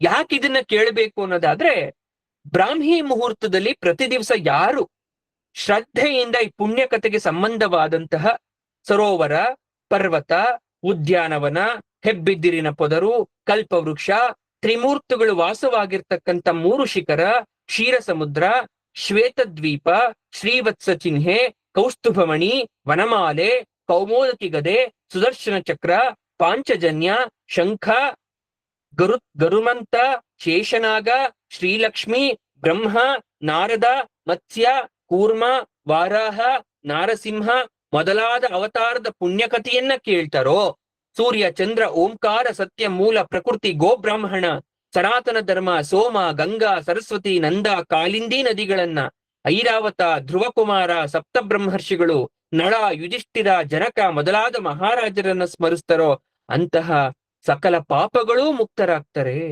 ಮುಂಜಾನೆ ಈ ನಾಮಾವಳಿಗಳಿಂದ ಯಾರು ಸ್ತೋತ್ರ ಮಾಡ್ತಾರೆ ಅವರ ಅವಸಾನ ಕಾಲದಲ್ಲಿ ಅವರಿಗೆ ಮೋಕ್ಷ ಸಿಗತ್ತೆ. ಹೀಗೆ ಭಗವಂತ ಅಪ್ಪಣೆಯನ್ನ ಕೊಟ್ಟು ಸಂಸ್ಥಾನಕ್ಕೆ ಹೋದ್ನಂತೆ. ಯಾರು ಗಜೇಂದ್ರ ಮೋಕ್ಷವನ್ನ ಕೇಳ್ತಾರೆ ಅವರಿಗೆ ದುಸ್ವಪ್ನಗಳು ಬರೋದಿಲ್ವಂತೆ, ಜನ್ಮಾಂತರದಲ್ಲಿ ಮೋಕ್ಷ ಸಿಗುತ್ತಂತೆ. ಹಾಗಾಗಿ ಈ ಗಜೇಂದ್ರ ಮೋಕ್ಷ ಕಥೆಯನ್ನ ನಾವು ಅವಾಗವಾಗ ಕೇಳ್ತಾ ಇರಬೇಕು. ಈಗ ವಿಶೇಷವಾದಂತ ಭಾಗಕ್ಕೆ ಬರ್ತಾ ಇದ್ದೀವಿ. ಏನು ಸಮುದ್ರ ಮಂಥನ, ಇದೆಲ್ಲರೂ ಕೇಳಿದ್ದೀರಾ. ಈ ಕೇಳಲೇಬೇಕಾದಂಥದ್ದು, ಮತ್ತೆ ಮತ್ತೆ ಕೇಳಬೇಕು, ಮತ್ತೆ ಮತ್ತೆ ತಿಳ್ಕೋಬೇಕು ಅನ್ನೋದು ಯಾವ್ದಾದ್ರು ಇದ್ರೆ ಅದು ಸಮುದ್ರ ಮಂಥನ ಕಥೆ. ಒಮ್ಮೆ ದೂರ್ವಾಸ ಮಹರ್ಷಿಗಳು ಸಂಚಾರವನ್ನ ನಡೆಸ್ತಾ ಇರ್ತಾರೆ ಆಕಾಶದಲ್ಲಿ. ಅವರು ಹೋಗ್ಬೇಕಾದ್ರೆ ವಿದ್ಯಾಧರ ಅಂತಕ್ಕಂಥ ಸ್ತ್ರೀ ಎದುರಿಗೆ ಬಂದು ಗೌರವದಿಂದ ದೂರ್ವಾಸರಿಗೆ ನಮಸ್ಕಾರವನ್ನ ಮಾಡ್ತಾಳೆ. ನಮಸ್ಕಾರವನ್ನ ಮಾಡಿ ತನ್ನ ಬಳಿ ಇದ್ದ ಒಂದು ಸುಂದರವಾದ ಹರಿನಿರ್ಮಿತವಾಗಿದ್ದಂತಹ ಅಪೂರ್ವವಾದ ಹೂವಿನ ಹಾರವನ್ನ ದೂರ್ವಾಸರಿಗೆ ಕೊಡ್ತಾ ಇದ್ದಾಳೆ. ದೂರ್ವಾಸರು ಅದನ್ನ ಕೈಯಲ್ಲಿ ಹಿಡ್ಕೊಂಡು ಬರ್ಬೇಕಾದ್ರೆ ಸ್ವರ್ಗಾಧಿಪತಿಯಾದ ದೇವೇಂದ್ರ ಐರಾವತದ ಮೇಲೆ ಬರ್ತಾ ಇದ್ದಾನೆ. ದೂರ್ವಾಸರನ್ನ ಕಂಡು ಐರಾವತದಿಂದ ಇಳಿದು ನಮಸ್ಕಾರ ಮಾಡ್ದ. ಓಹೋ, ಋಷಿಮುನಿಗಳು ಬರ್ತಾ ಇದ್ದಾರೆ, ದೂರ್ವಾಸರು ಬರ್ತಾ ಇದ್ದ, ನಮಸ್ಕಾರ ಗುರುಗಳೇ. ದೇವೇಂದ್ರ ಸಹಜ ಎನ್ನುವಂತೆ ಅವ್ರಿಗೆ ನಮಸ್ಕಾರವನ್ನ ಮಾಡ್ದ. ಅವನು ನೋಡಿ ಏನನ್ಸ್ತು ಏನೋ ಗೊತ್ತಿಲ್ಲ ದೂರ್ವಾಸರಿಗೆ. ತಗೋ, ಇದು ಮಹಾಲಕ್ಷ್ಮಿ ಶ್ರೀಹರಿಯ ಪ್ರಸಾದ ಅಂತ ಕೊಟ್ರು. ತಗೊಂಡವನು ಏನ್ ಮಾಡ್ದ, ಹೂವಿನ ಹಾರವನ್ನ, ಇದ್ಯಾವುದೋ ಒಣ ಹೂವಿನ ಹಾರ, ಇದನ್ನ ನನಗ್ ಕೊಡ್ತಾ ಇದ್ದಾರಲ್ಲ, ಇದರಿಂದ ನನಗೇನು ಉಪಯೋಗ ಅಂತ ಐರಾವತಕ್ಕೆ ಹಾಕ್ಬಿಟ್ಟ. ಆ ಆನೆಗೂ ಅಹಂಕಾರ ಇಂದ್ರನಂತೆ. ಇರುಸು ಮುರುಸಾದ ಆನೆ ಅದನ್ನ ಸೊಂಡಲಿನಿಂದ ತೆಗೆದು ಕಾಲಲ್ಲಿ ತಕ್ಷಣವೇ ಒಸಕಿ ಹಾಕಿಬಿಡ್ತು. ಇದು ಇಷ್ಟೂ ದೂರ್ವಾಸರ ಕಣ್ಣೆದುರಿನಲ್ಲೇ ಆಗೋಯ್ತು. ಇದನ್ನ ನೋಡಿದಂತಹ ದೂರ್ವಾಸರಿಗೆ ಕೋಪ ನೆತ್ತಿಗೇರ್ಬಿಡ್ತು. ತಕ್ಷಣವೇ ಸ್ಫೋಟಗೊಂಡು ಶಪಿಸ್ತಾ ಇದ್ದಾರೆ. ದೇವೇಂದ್ರ, ನಾನು ಕೊಟ್ಟ ಮಾಲೆಯ ಹರಿಪ್ರಸಾದವನ್ನ ಆನೆಯ ಕಾಲಿನಿಂದ ಹೊಸಕಿ ಹಾಕಿಸುವ ಮಟ್ಟಿಗೆ ನಿನಗೆ ಉದ್ದಟತನವೇ? ನಿನ್ನ ಸ್ಥಾನದ ಮದ ಹಾಗೆ ಆಡಿಸ್ತಾ ಇದೆ. ಅಂತಹ ಸ್ಥಾನವಿದ್ರೆ ತಾನೇ ನಿನಗೆ ಈ ದುರಹಂಕಾರ. ನೀನು ಸ್ಥಾನಭ್ರಷ್ಟನಾಗು ಅಂತ ಶಪಿಸ್ಬಿಟ್ರು. ದೇವೇಂದ್ರ ನಡುಗಿ ಹೋದ. ಐರಾವತದಿಂದ ಧುಮುಕಿ ಮತ್ತೆ ಕಾಲಿಗೆ ಬಿದ್ದು ಕ್ಷಮೆಯನ್ನ ಕೇಳ್ತಾ ಇದ್ದಾನೆ. ದೇವೇಂದ್ರ, ಮಾಡೋ ತಪ್ಪು ಮಾಡಿಬಿಟ್ಟಿದ್ಯಾ, ಆಮೇಲೆ ಕಾಲಿಗೆ ಬಿದ್ದು ಕ್ಷಮೆಯನ್ನ ಕೇಳ್ತಾ ಇದ್ಯಾ? ನಿನಗೆ ಅಭ್ಯಾಸವಾಗಿ ಹೋಗಿದೆ. ನಾನು ನಿನ್ನನ್ನ ಈ ಬಾರಿ ಖಂಡಿತ ಕ್ಷಮಿಸಲಾರೆ ಅಂತ ದುರುಗೊಟ್ಟಿ ನೋಡಿ ಹೊರಟೋದ್ರು. ದೊಡ್ಡವರಲ್ಲಿ ಮಾಡಿದ ಸಣ್ಣ ಪ್ರಮಾದದಿಂದ ಋಷಿ ಶಾಪವಾಗೋಯ್ತು. ಅವನ ತ್ರಿಲೋಕಾಧಿಪತ್ಯ ನಾಶವಾಗೋಯ್ತು. ದೂರ್ವಾಸರ ಶಾಪ ದೈತ್ಯರಿಗೆ ತಿಳಿಯಿತು. ದೈತ್ಯರು ದೇವತೆಗಳನ್ನ ಆಕ್ರಮಿಸ್ಕೊಂಡ್ರು. ದೇವತೆಗಳು ಸೋತು ಓಡೋದ್ರು. ಎಲ್ಲಿ ಹೋದ್ರು ದೈತ್ಯರದ್ದೇ ಅಟ್ಟಹಾಸ. ದೇವತೆಗಳು ಬೆದರಿ ಚಿಂತಾಕ್ರಾಂತರಾಗಿ ಬ್ರಹ್ಮದೇವನ ಬರಿಗೆ ಬರ್ತಾ ಇದ್ದಾರೆ. ಆಗ ಬ್ರಹ್ಮರು ಎಲ್ಲರೂ ವೈಕುಂಠಕ್ಕೆ ಬರ್ತಾ ಇದ್ದಾರೆ. ಆದ್ರೆ ಅಲ್ಲಿ ಭಗವಂತನೇ ಇಲ್ಲ ವೈಕುಂಠದಲ್ಲಿ. ಆಗ ಬ್ರಹ್ಮ ತನ್ನ 4 ಬಾಯಿಗಳಿಂದ ಪ್ರಾರ್ಥಿಸದ್ನಂತೆ. ದೇವತೆಗಳು ಪ್ರಾರ್ಥಿಸಿದ್ರಂತೆ. ಆಗ ನೀಲಮೇಘ ಶ್ಯಾಮನಾದ ಶ್ರೀಹರಿ ಗೋಚರಿಸದ್ನಂತೆ. ಕೋಟಿ ಸೂರ್ಯರುಗಳನ್ನು ನಾಚಿಸುವ, ಕಣ್ಣು ಕೋರೈಸುವ ಕಾಂತಿಯನ್ನ ಕಂಡು ಎಲ್ಲರೂ ಕಣ್ಣನ್ನ ಮುಚ್ಚಿದ್ರಂತೆ. ದೇವತೆಗಳೆಲ್ಲರೂ ಕೂಡ ಅಡ್ಡ ಬಿದ್ದು, ಸ್ವಾಮಿ, ಕಾಡು ಕಿಚ್ಚಿನಿಂದ ನೊಂದ ಕಾಡಾನೆಗಳಿಗೆ ಗಂಗೆ ಕಾಣಿಸಿದಂತೆ ನೀನು ನಮಗೆ ಗೋಚರಿಸಿದೆ. ನೀನು ಸರ್ವಸಾಕ್ಷಿ, ನಿನಗೆ ಎಲ್ಲವೂ ಗೊತ್ತಿದೆ, ನಮ್ಮನ್ನ ಉದ್ಧರಿಸು. ಆಗ ಶ್ರೀಹರಿ ಹೇಳ್ತಾ ಇದ್ದಾನೆ, ದೇವತೆಗಳೇ, ನೀವು ದೈತ್ಯ ದಾನವರ ಜೊತೆಗೆ ನಿಮಗೆ ಒಳ್ಳೆ ಸಮಯ ಬರುವವರೆಗೂ ಸಂಧಿ ಮಾಡಿಕೊಳ್ಳಿ. ಆ ಸಂಧಿಯಿಂದ ಮಾತ್ರ ಶ್ರೇಯಸ್ಸಾಗುತ್ತದೆ. ಶತ್ರುಗಳೊಡನೆ ಸಂಧಿ ಮಾಡಿಕೊಂಡೇ ಅವರನ್ನ ಗೆಲ್ಲಬೇಕು, ಇದರಲ್ಲಿ ಅನುಮಾನ ಇಲ್ಲ. ಸಂಧಿ ಸಮಯದಲ್ಲಿ ಅವರು ಹೇಳಿದಕ್ಕೆಲ್ಲ ಒಪ್ಪಿಕೊಳ್ಳಿ, ಅವರು ಗೆಳೆಯರಾಗುತ್ತಾರೆ. ನೀವು ಅವರೊಡನೆ ಸೇರಿಕೊಂಡೇ ಸಮುದ್ರವನ್ನ ಕಡೆಯಿರಿ, ಮಂದಾರ ಪರ್ವತವನ್ನೇ ಕಡೆಗೋಲು ಮಾಡಿಕೊಳ್ಳಿ, ವಾಸುಕಿಯನ್ನೇ ಹಗ್ಗ ಮಾಡಿಕೊಳ್ಳಿ. ಸಮುದ್ರ ಕಡಿಯುವ ಕೆಲಸದಲ್ಲಿ ನಾನು ನಿಮಗೆ ನೆರವಾಗುತ್ತೇನೆ. ಆದರೆ ನಿಮ್ಮ ಗಮನವೆಲ್ಲ ಕಡೆಯಲ್ಲಿ ಬರುವ ಅಮೃತದ ಮೇಲಿರಬೇಕು. ಯಾರು ಅಮೃತವನ್ನು ಕುಡಿಯುತ್ತಾರೋ ಅವರಿಗೆ ಮುಪ್ಪು ಸಾವುಗಳಿಗಿಲ್ಲ. ನಿಮಗೆ ಒಳ್ಳೆಯದಾಗಲಿ ಅಂತ ಪರಮಾತ್ಮ ಅಂತರ್ಧಾನನಾದನಂತೆ. ಈಗ ಆ ಸಮಯದಲ್ಲಿ ಚಕ್ರವರ್ತಿಯಾಗಿದ್ದ ಅತ್ಯಂತ ಪರಮಶ್ರೇಷ್ಠನಾಗಿರ್ತಕ್ಕಂಥ ದಾನವ ರಾಜನಾದ ಬಲಿಯ ಬಳಿಗೆ ಬರ್ತಾ ಇದ್ದಾರೆ ಇಂದ್ರಾದಿ ದೇವತೆಗಳು. ದೈತ್ಯ ಭಟರು ದೇವತೆಗಳನ್ನ ಆಕ್ರಮ ಮಾಡ್ತಾ ಇದ್ದಾರೆ, ಆದ್ರೆ ಬಲಿ ಬಂದು ತಡೀತಾ ಇದ್ದಾನೆ. ಭಟರೇ, ಸ್ವಲ್ಪ ತಡೆಯಿರಿ, ಸುಮ್ಮನಿರಿ. ಅವ್ರು ಯಾಕೆ ಬಂದಿದ್ದಾರೆ ಅಂತ ವಿಚಾರಿಸೋಣ. ಯಾಕಂದ್ರೆ ಅವನು ಸತ್ಯ ಧರ್ಮ ಶಾಂತಿ ಪ್ರಿಯನಾಗಿದ್ದ ಬಲಿ. ಅವನು ದೈತ್ಯ ಕುಟುಂಬದಲ್ಲೇ ಹುಟ್ಟಿದ್ರೂ ಕೂಡ ಅವನಲ್ಲಿ ಸದ್ಭಾವನೆ ಇತ್ತು. ಹಾಗಾಗಿ ಅವ್ರನ್ನೆಲ್ಲ ತಡೆದು ಆತ್ಮೀಯವಾಗಿ ಮಾತಾಡಿಸ್ತಾ ಇದ್ದಾನೆ. ಏನಾಯ್ತು ಅಂತ. ಆಗ ದೇವತೆಗಳು ಅಮೃತ ಪ್ರಾಪ್ತಿಯ ಆಮಿಷವನ್ನ ಒಡ್ಡುತ್ತಾ ಇದ್ದಾರೆ. ಎಲ್ಲರೂ ಒಟ್ಟಾಗಿ ಸಮುದ್ರವನ್ನ ಕಡಿಯಬೇಕೆಂಬ ಇಂದ್ರಿಯ ಸಲಹೆಯನ್ನ ಬಲಿ ಒಪ್ಕೊಂಡ. ಅಮೃತದ ಮಹಿಮೆ ಕೇಳಿದ ಶತ್ರು ರಾಕ್ಷಸರ ಉತ್ಸಾಹ ಅದ್ಭುತವಾಗಿ ಹೆಚ್ಚಿಸಿತು. ರಾಕ್ಷಸರು ದೇವತೆಗಳು ಮಂದಾರ ಪರ್ವತ ಬೆಟ್ಟವನ್ನ ಕಿತ್ತು ತರಲಿಕ್ಕೆ ಹೋಗ್ತಾ ಇದ್ದಾರೆ. ಆದ್ರೆ ದೇವತೆಗಳಿಂದ ರಾಕ್ಷಸರಿಂದ ಸಾಧ್ಯ ಆಗ್ತಾ ಇಲ್ಲ. ಮಂದಾರ ಪರ್ವತದ ಒಂದು ಅಂಗುಲವನ್ನೂ ಜರುಗಿಸ್ಲಿಕ್ಕಾಗ್ತಾ ಇಲ್ಲ. ಆಗ ಎಲ್ಲರೂ ಶ್ರೀಹರಿಯನ್ನ ಪ್ರಾರ್ಥನೆ ಮಾಡ್ತಾ ಇದ್ದಾರೆ. ಶ್ರೀಹರಿ ಬಂದ ಲೀಲಾಜಾಲವಾಗಿ ಮಂದಾರ ಪರ್ವತವನ್ನ ಎತ್ಕೊಂಡ್ರು, ಗರುಡನ ಮೇಲಿಟ್ಕೊಂಡು ಬಂದು ಕ್ಷೀರ ಸಾಗರದ ಮಧ್ಯೆ ಅದನ್ನ ಸ್ಥಾಪಿಸಿದ್ರು. ಈಗ ಸಮುದ್ರ ಮತನಗೆ ಹಗ್ಗ ಬೇಕು. ದೇವದಾನವರು ವಾಸುಕಿಯನ್ನ ಪ್ರಾರ್ಥಿಸ್ತಾ ಇದ್ದಾರೆ. ಆಗ ಆದಿಶೇಷ ಅಮೃತದಲ್ಲಿ ಒಂದು ಪಾಲು ನನಗೆ ಕೊಟ್ರೆ ನಾನು ನಿಮ್ಮ ಸಹಾಯಕ್ಕೆ ಬರ್ತೀನಿ ಅಂತ ಕೇಳ್ಕೊಂಡಂತೆ. ಆಯ್ತು ಅಂತ ದೇವತೆಗಳು ಒಪ್ಕೊಂಡ್ರಂತೆ. ವಾಸುಕಿ ಹಗ್ಗವಾಗ್ಲಿಕ್ಕೆ ಒಪ್ಕೊಂಡ. ಮಂದಾರ ಪರ್ವತಕ್ಕೆ ವಾಸುಕಿಯನ್ನು ಹಗ್ಗದಂತೆ ಸುತ್ತಿಸಿದ್ರು. ಈಗ ಹಗ್ಗ ಹಿಡಿಲಿಕ್ಕೆ ದೇವದೈತ್ಯರು ಬರ್ತಾ ಇದ್ದಾರೆ. ದೇವತೆಗಳು ವಾಸುಕಿಯ ತಲೆಯ ಬಳಿ ಬಂದ್ರು. ರಾಕ್ಷಸರಿಗೆ ಅವಮಾನವದ್ದ ಅಂತಾಯ್ತು. ಆದ್ರೂ ಸಮಾಧಾನವನ್ನ ಪಡಿಸಿ ಅವರಿಗೆ ಬಾಲದ ಕಡೆ ಹಿಡ್ಕೋಬೇಕು ಅಂತ ಹೋಗ್ತಾ ಇದ್ದಾರೆ. ಇಲ್ಲ ಇಲ್ಲ, ಆಗಲ್ಲ, ನಮಗೆ ತಲೆಯ ಭಾಗನೇ ಬೇಕು ಅಂತ ಯಾವಾಗ ಪಟ್ಟನ್ನ ಹಿಡ್ಕೊಂಡ್ರು ದೇವತೆಗಳು ಒಪ್ಪಿ ಮತ್ತೆ ಅವರಿಗೆ ತಲೆಯ ಭಾಗವನ್ನ ಕೊಟ್ಟು ಬಾಲದ ಭಾಗವನ್ನ ದೇವತೆಗಳು ಇಟ್ಕೊಳ್ತಾ ಇದ್ದಾರೆ. ಅಷ್ಟರಲ್ಲಿ ಆ ಕಡೆಗೋಲು ನಿಲ್ಲುವುದಕ್ಕೆ ಆಧಾರವೇ ಇಲ್ಲದಂತಾಗೋಯ್ತು. ಮಂದಾರ ಪರ್ವತ ಜಾರಿ ಮುಳುಗ್ಬೇಕು ಅನ್ನೋ ಸ್ಥಿತಿಗೆ ಬಂದ್ಬಿಡ್ತು. ಎಲ್ಲರೂ ಚಿಂತೆ ಕ್ರಾಂತರಾದಾಗ ಶ್ರೀಹರಿ ಕೂರ್ಮಾವತಾರವನ್ನ ಧರಿಸಿ ಬಂದ. ಆ ಬೃಹತ್ ಆಮೆ ಸಮುದ್ರ ಮಧ್ಯದಲ್ಲಿರುವ ಒಂದು ದೊಡ್ಡ ದ್ವೀಪದ ತರ ತೋರಿಸ್ತಾ ಇದೆ. ಮುಳುಗಿದ್ದ ಪರ್ವತವನ್ನ 1,00,000 ಯೋಜನ ವಿಸ್ತಾರವಾದ ತನ್ನ ಬೆನ್ನ ಮೇಲೆ ಧರಿಸ್ತಂತೆ. ಇದರ ಜೊತೆಗೆ ಶ್ರೀಹರಿ ಸಹಸ್ರ ತೋಳುಗಳ ಅಜಿತ ಎನ್ನುವ ಮಹಾಪುರುಷನಾಗಿ ಆಕಾಶದಲ್ಲಿ ನೆಲೆಸಿ ಮಂದಾರ ಪರ್ವತದ ಮತ್ತೆ ಕೆಳಗೆ ಬೀಳದಂತೆ ಭದ್ರವಾಗಿ ಹಿಡ್ಕೊಂಡಂತೆ. ಕೆಳಗಿಂದ ಮಾತ್ರವಲ್ಲ, ಮೇಲೆಯೂ ಹಿಡ್ಕೊಂಡ. ಈಗ ದೇವದಾನವರು ಸಮುದ್ರವನ್ನ ಕಡಿಯೋ ಕೆಲಸ ನಿರಂತರವಾಗಿ ಸಾಗ್ತಾ ಇದೆ. ಅಮೃತದ ಆಸೆಯಿಂದ ವಾಸುಕಿ ಹಗ್ಗವಾಗಲು ಒಪ್ಪಿದ್ರೂ ಕೂಡ ಸ್ವಲ್ಪ ಕಡಿಯುವಷ್ಟರಲ್ಲೇ ವಾಸುಕಿಗೆ ವಿಪರೀತ ಆಯಾಸವಾಗಿ ನಿಟ್ಟಿರುಸರನ್ನ ಬಿಡ್ತಾ ಇದ್ದಾನೆ. ಅವನ ಬಾಯಿಯಿಂದ ತಡ್ಕೊಳಕಾಗದೆ ಯಾವಾಗ ಉಸಿರು ಹೊರಗಡೆ ಬಂತು, ಅವನ 1000 ಬಾಯಿಗಳಿಂದ ಹೊರಬಂದ ಆ ಉಸಿರು ವಿಷದ ಅನಿಲವಾಯ್ತು. ಅತ್ಯಂತ ಹಾಲಾಹಲ ಕಾರ್ಕೋಟಕ ವಿಷವಾಗಿ ಪರಿವರ್ತನೆ ಆಗೋಯ್ತು. ಅವನ ಬಾಯಿಯನ್ನ ಹಿಡ್ಕೊಂಡಿದ್ದಂತ ರಾಕ್ಷಸರೆಲ್ಲರೂ ಮೂರ್ಛಿತರಾಗಿ ಸತ್ತು ಬೀಳ್ತಾ ಇದ್ದಾರೆ. ಶ್ರೀಹರಿ ತುಂತುರು ಮಳೆಯನ್ನ ಸುರಿಸ್ತಾ ಇದ್ದಾನೆ. ತಂಗಾಳಿ ಬೀಸು ತಂಪು ಮಾಡ್ತಾ ಇದ್ದಾನೆ. ತಾಪ ನಿವಾರಿಸ್ತಾ ಇದ್ದಾನೆ. ಆದ್ರೂ ಕೂಡ ಮತ್ತೆ ಮತ್ತೆ ಆ ವಿಷದ ಪ್ರಮಾಣ ಹೆಚ್ಚಿದಾಗೆಲ್ಲ ಅವರನ್ನು ಕಾಪಾಡ್ತಾ ಇದ್ದಾನೆ ಪರಮಾತ್ಮ. ದೇವತೆಗಳಲ್ಲಿ ಸಾತ್ವಿಕ ಶಕ್ತಿಯ ಹಾಗೆ ಅರಿಬರ್ತಾ ಇದ್ದಾನೆ ಪರಮಾತ್ಮ. ದೈತ್ಯರಲ್ಲಿ ರಾಜಸ ಶಕ್ತಿಯಾಗಿ ವರ್ಧಿಸಿದ್ದಾನೆ. ವಾಸುಕಿಯಲ್ಲಿ ತಾಮಸ ಶಕ್ತಿಯಾಗಿ ಮತರ ಕಾರ್ಯವನ್ನ ಮಾಡಿಸ್ತಾ ಇದ್ದಾನೆ. ಈಗ ಅತ್ಯಂತ ರಭಸವಾಗಿ ಕಡಿತಾ ಇದ್ರೆ ದೈತ್ಯ ದೇವತೆಗಳು ಇದ್ದಕ್ಕಿದ್ದಂತೆ ಆಲಾಹಲ ವಿಷ ಸಮುದ್ರದಿಂದನೇ ಒಡಮೂಡಿ ಬರ್ತಾ ಇದೆ. ವಿಷದ ತೀವ್ರತೆ ತಡೆಯಲಾಗದೆ ಸಮುದ್ರದಲ್ಲಿದ್ದಂತಹ ಎಲ್ಲ ಪ್ರಾಣಿಗಳು ಒದ್ದಾಡ್ತಾ ಇದ್ದಾವೆ. ಕ್ಷಣ ಮಾತ್ರದಲ್ಲಿ ವಿಷದ ಪ್ರಭಾವ ತ್ರಿಲೋಕವನ್ನ ವ್ಯಾಪಿಸ್ತಾ ಇದೆ. ದೇವ ಮಾನವರೆಲ್ಲ ತಲ್ಲಣಗೊಳ್ತಾ ಇದ್ದಾರೆ. ಆಗ ಮುಖ್ಯ ಪ್ರಾಣ ಮೃತ್ಯುಂಜಯ ವಿಷ ಪ್ರಭಾವವನ್ನ ನಿವಾರಿಸ್ಲಿಕ್ಕೆ ಅಂತ ಮುಂದೆ ಬರ್ತಾ ಇದ್ದಾರೆ. ದೇವದಾನವರೆಲ್ಲ ಮಹಾರುದ್ರ ದೇವರನ್ನ ಉಳಿಸಿ ಅಂತ ಕೈ ಮುಗಿದು ಪ್ರಾರ್ಥನೆಯನ್ನ ಕೇಳ್ತಾ ಇದ್ರೆ, ಆಗ ಮಹಾದೇವ ತನ್ನ ಪತ್ನಿಯಾದ ಪಾರ್ವತಿಯಲ್ಲಿ ಹೇಳ್ತಾ ಇದ್ದಾನೆ, ದೇವಿ, ಲೋಕದಲ್ಲಿ ಸಜ್ಜನರಿಗೆ ದುಃಖಿತರಿಗೆ ಸಾತ್ವಿಕ ಹೃದಯಗಳು ಕರಗಿ ನೀರಾಗತ್ತೆ. ಇನ್ನೊಬ್ಬರ ಕಷ್ಟಕ್ಕಾಗದೇ ಇರೋನು ಭಗವಂತನ. ಈಗ ನೀನು ಒಪ್ಪಿದರೆ ಈ ವಿಷ ಕುಡಿದು ಇವರಿಗೆಲ್ಲ ನಿರ್ಭಯ ನೀಡ್ತೇನೆ. ಪತಿಯ ಮಹಾ ಸಾಮರ್ಥ್ಯದ ಬಗ್ಗೆ ತುಂಬ ವಿಶ್ವಾಸ ಭರವಸೆ ಇದ್ದಂತಹ ಪಾರ್ವತಿ ಸಂತೋಷದಿಂದ ಒಪ್ಪಿಗೆ ನೀಡ್ತಾ ಇದ್ದಾಳೆ.